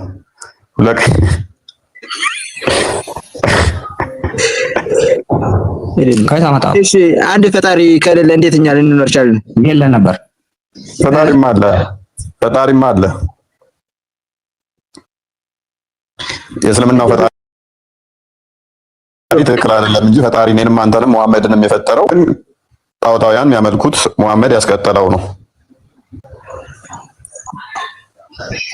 እኛ የምናምነው አላህ የምንለው ነገር እኛ የምናምነው አምላክ ሲል የሌለውን ነው። ሲል አናውቅም። እኛ በምናምነው በእምነታችን በምንከተለው ደግሞ ሲል ያለው ነገር የለም።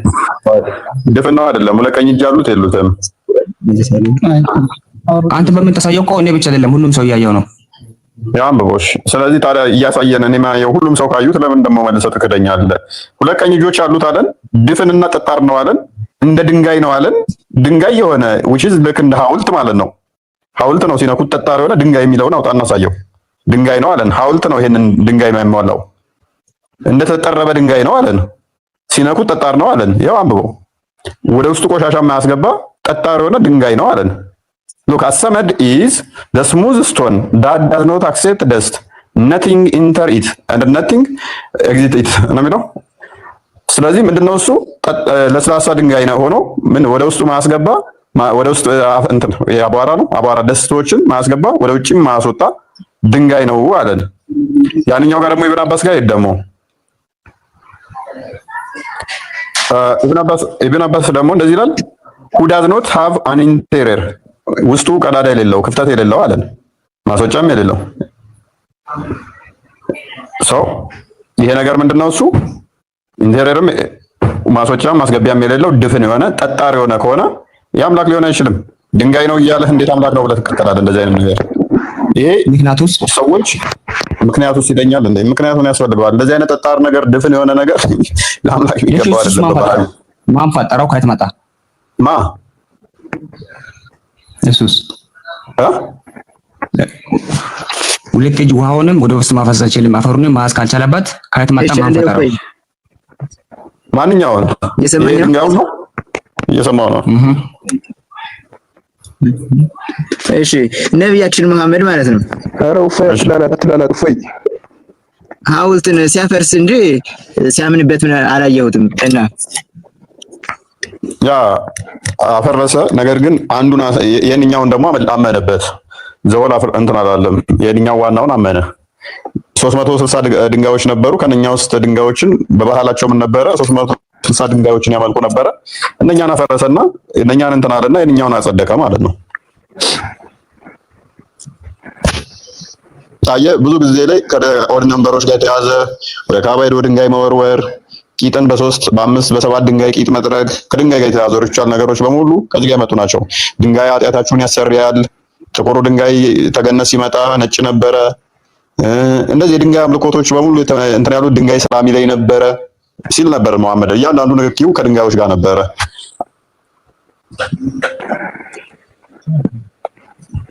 ድንጋዩ ራሱ ኃጢአት ይቅር ያለበት ምክንያት አላህ ጋር የተያያዘ ስለሆነ ነው። ሱናን አናሳይ 29:19 ይመስለኛል። ቼክ አድርገው ክርስቲያን ኃጢአታቸውን ድንጋዩ እንደሚሸከምላቸው ይቅር እንደሚላቸው። ኃጢአትን ደግሞ ይቅር የሚለው ፈጣሪ ብቻ ነው ይላል ሱረቱ አሊ ኢምራን 135 ላይ። መልሶ ደግሞ ድንጋዩ ኃጢአትን ይቅር ይላል። ስለዚህ ድንጋይና መሐመድ ወዳጅ እጅና ጓንት ናቸው። ማስገባት ማስወጣት ማይችል ደግሞ ማይወልድ ማይወለድም ድንጋይ ነው። አላሁ ሰመድ ማለትም እንደተጠረበ ድንጋይ ነው ይለዋል። አላሁ ሰመድ ማለት ድንጋይ ማለት ነው። አሰመድ የሚለው ራሱ በመካ ውስጥ የሚመለክ ድንጋይ እንደነበረ ኢብን ከሲርም ያስቀምጠዋል። እንደዚህ ይላል ኦ አብዱራህማን why do I only see you touching these two corners? ኦ አብዱራህማን ወይ ለምንድን ነው እነኚህ ሁለቱን ጠርዞች ስነካቸው ማየ ሁሌም ይለዋል። he said እሱም እንደዚህ ይላል I heard the messenger of Allah say touching them erases sins የአላህ መልእክተኛ እንዲህ ሲል ሰምቼዋለሁ። እነኝህን ጠርዞች ድንጋዮቹ መንካት ኃጢአትን ይደመስሳል። ኃጢአትን ምን ይላል? ይቅር ይላል። ምኑን መንካት? ድንጋዩን። and I heard him say whoever circumambulates 7 times it is like freeing a slave. እነሱን ደግሞ ድንጋዩን ደግሞ 7 ጊዜ መዞር ኃጢአትን ልክ እንደ ባሪያ ነፃ እንደማውጣት ሰዎችን ነፃ ባርነት እንደማውጣት ነፃ ያወጣል ሲል ሰምቼዋለሁ። so touching them erases sin. እነሱ መንካት ኃጢአትን ይሰርያል። whoever circumambulates 7 times it is like freeing a slave. እሱን ድንጋዩን መዞር ደግሞ ባሪያን ነፃ እንደማውጣት ነው። በጊዜ የነበሩ ቁረሾች ደግሞ ድንጋይ ያስቀምጠው ያንን ድንጋይ በየዓመቱ ይዞሩት ነበር፣ ይነኩት ነበር። ሴቶቹ ደግሞ ፔሬዳቸውን ይቀቡት ነበር፣ ይስሙት ነበር። ይህንን ደግሞ መሐመድ ማስቀጥሎታል በካባ ላይ። ኃጢአትን ይቅር የሚለው ደግሞ ፈጣሪ ብቻ ነው ይላል። ስለዚህ ድንጋዩ ፈጣሪ ይሆናል፣ አላህ ይሆናል ማለት ነው። 3:135 ክፈትለት። ያው ኃጢአትን ይቅር የሚለው ይሄ ብቻ ነው አይደል? አይምን ይቅር ይላል አይደል? ቁርአኑ ደግሞ መልሶ ኃጢአትን ይቅር የሚለው አላህ ብቻ ነው ይላል። 3:135 ድንጋዩ የጠቆረበት ምክንያት የእነሱን ኃጢአት ስለተሸከመ ነው። በዛው ያ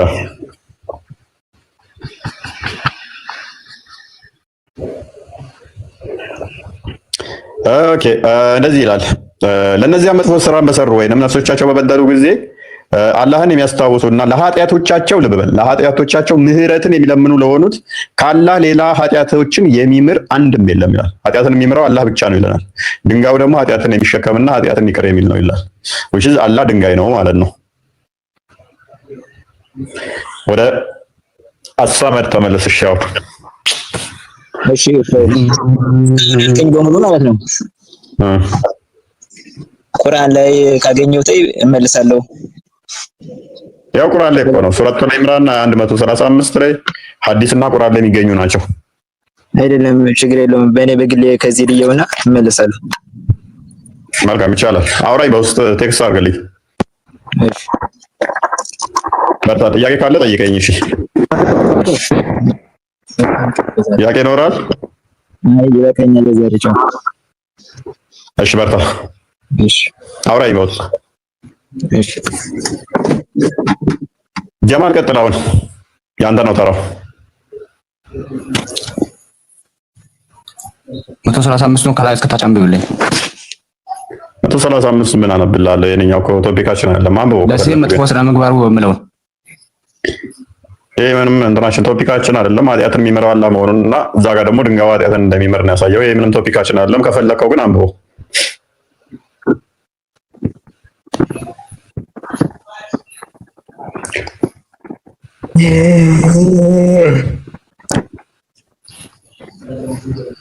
ጀማል አንብበው። እየነበብኩ ነው።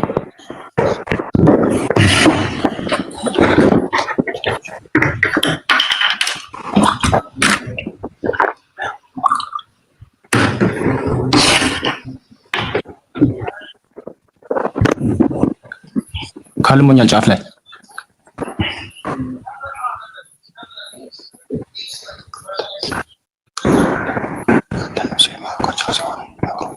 ጀማል አሁን ለምንድን ነው የፈለከኝ? አይ አንብባለሁ። በቃ ጀማል ትንሽ ኦሮምኛ የምችለው ነው ምንድን ነው? አማርኛ ነው የምችለው። እርግጠኛ ነህ? በሚገባ። እስኪ አንብበው። ድምፅ ከፍ አድርገህ። ለዚህ መጥፎ ስራ ለዚህም አይልም ለእነዚህም መጥፎ አይልም በሰሩት ወይም አይልም። በስርዓት አንብብ። ለእነዚያም አይልም። ኦኬ ቀጥል።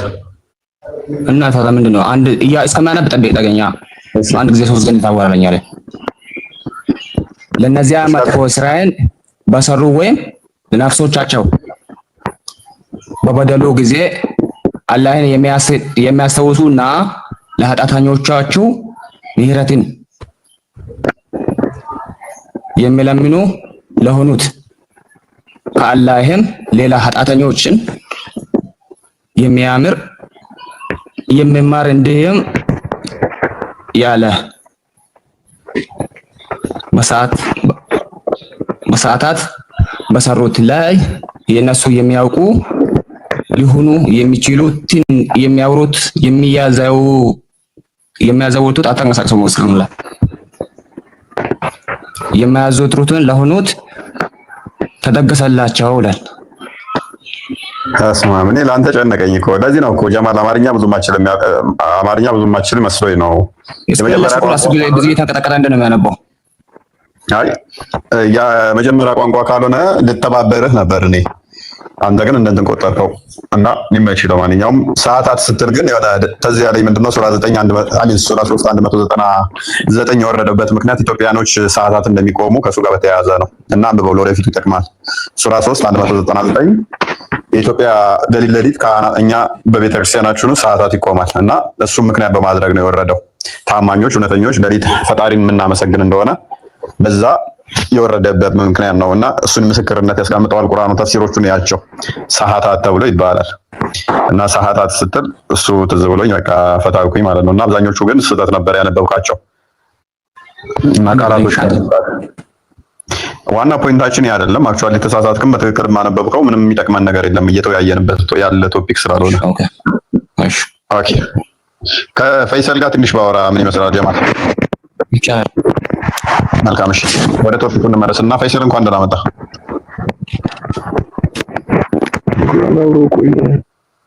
ፈይሰል ይሰማል? ድምጽ አይሰማም። በቃ ጥያቄ ጠይቁ። በቃ ክርስቲያንን ጥያቄ ጠይቁ። እናችን ማቆስ ይብቃን። በቃ አይመስልም? ክርስቲያን ያ ሰዓትም ስለሄደ ይበቃናል ለዛሬ። ፈይሰል እያወራህ ከሆነ ማይክህ አስተካክለው ወይም ኤርፎን ካረክ እንጫለው።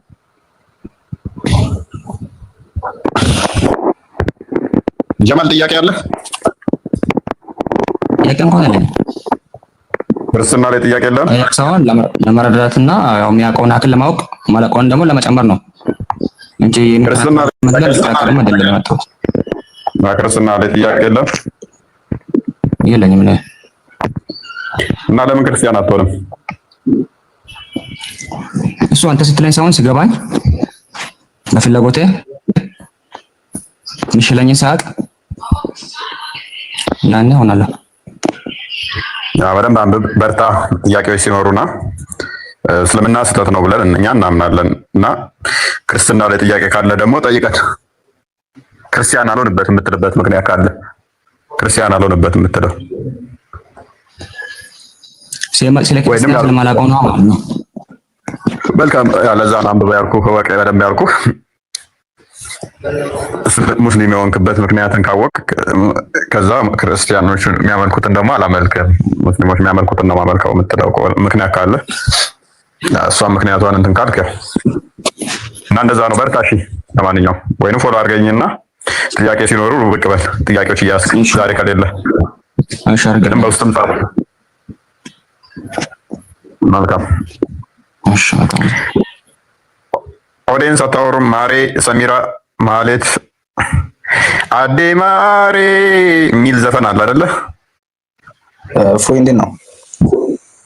ማን እንዴት ነህ? አለን ይመስገን። ሁሉ ሰላም፣ ሁሉ ተማም፣ ሁሉ አማን። አይ ቲንክ ኡስማን ማቀህ ልጅ አለ? አዎ አዎ። አንተማ አምልጠሃል በደህና ጊዜ። አይ ለክርስቲያን የሆነ ቪዲዮ ልኬለት ነበርና ከቻለ ቢያየውና ቢከፍተው ብዬ ነው። ኦኬ ክርስቲያን ቪዲዮን አጥፋውና እንትን በለው። ቪዲዮን አጥፋው ቅድሚያ ሚስጥርህን እንዳናነብብ አንተ ሰውዬ ስትጨቃጨቅ ስትሰዳደብ ትላለህ። በዚህ ቶፒክ ነው ወይንስ ጥያቄ ነው? አይ በዚህ ቶፒክ ነው። አንድ ያገኘሁት ቪዲዮ ነበርና እንዲያው ሊከፍተው ፈልጌ ነው። ኦኬ አላሁ ሰመድ፣ አላህ ሰመድ ነው።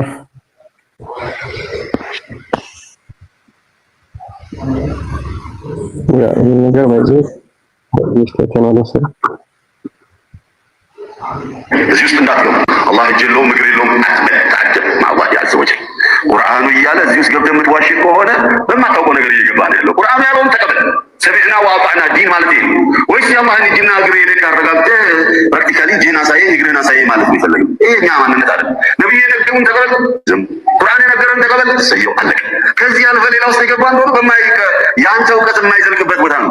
የውመ ዩክሸፉ አን ሳቂን ማለት ምን ማለት ነው? የአላሁ ስብሓነሁ ወተዓላ ባቱ በሚከፈትበት ዕለት ቁርአን እኮ ነው ያለው አዩ ሳቂን ሀዛ ሳቁላሂ ዐዘ ወጀል ቢሆኑ ይመጣና ሲቀባዥር አይ መጃዝይ ነው ሐቂቂ አይደለም። ምን አንት መጃዝይ ነው ሐቂቂ ነው ብለህ ልትፈስልልን ዘንዳ ሐቂቂ ነው ብሎ ነብዩ ነግረው ሐቂቂ ነው ብሎ ኢብኑ አባስ ፈስረውልህ አንተ ስታበቃ መጥተህ ከኢብኑ አባስ በልጠህ ከነብዩ በልጠህ መጃዝይ ነው ብለህ ታብራራለህ። መጃዝይ ብሎ ማለት መንፈስ ማለት እንደው መንፈስ የሌለው መንፈስ ነው የሚለው አላህ ሐቂቂ ብሎ እውነታ ነው ብሎ እየነገረን መንፈስ ነው። የአላህ እጅ መንፈስ ነው። የአላህ ፊት መንፈስ ነው። የአላህ ዛቱ መንፈስ ነው። የአላህ እግሩ መንፈስ ነው።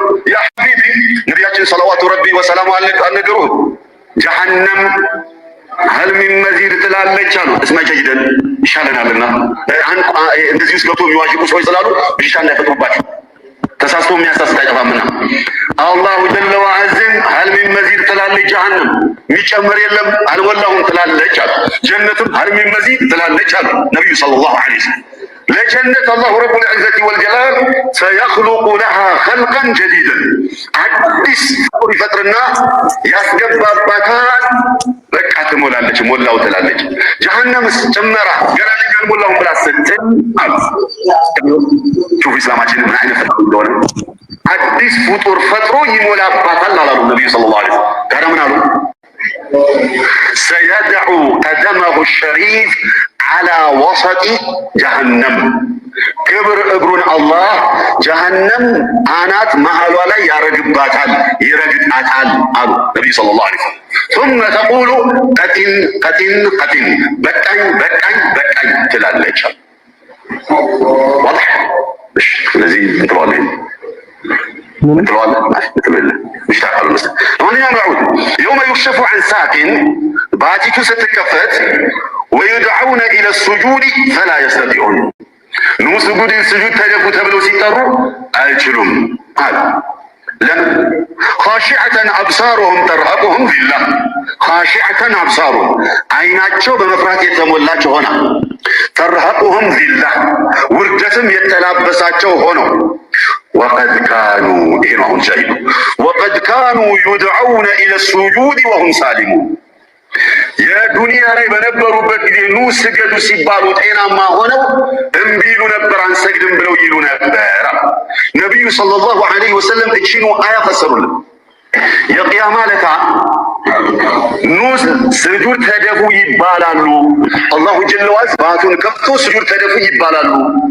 ለመደፋት ይሞክራሉ። ምናምን ሲደፉ እነሱም ለመደፋት እዚህ ውስጥ እንዳት ያ ነገራችን ላይ ከዚህ በፊት አሳይተናል። ግን ይሄ ቁርአን አንቀጽ ነው። በነገራችን ላይ አንዳንዶች ይክዱታል፣ ግን ሰለፎቹ ይቀበሉታል፣ ዋህዮች ይቀበሉታል። ይሄን አላህ በቂያማ ቀን ባቱን ይገልጣል። ሰርፕራይዝ ይላቸዋል፣ ባቱን ገልጦ ማለት ነው።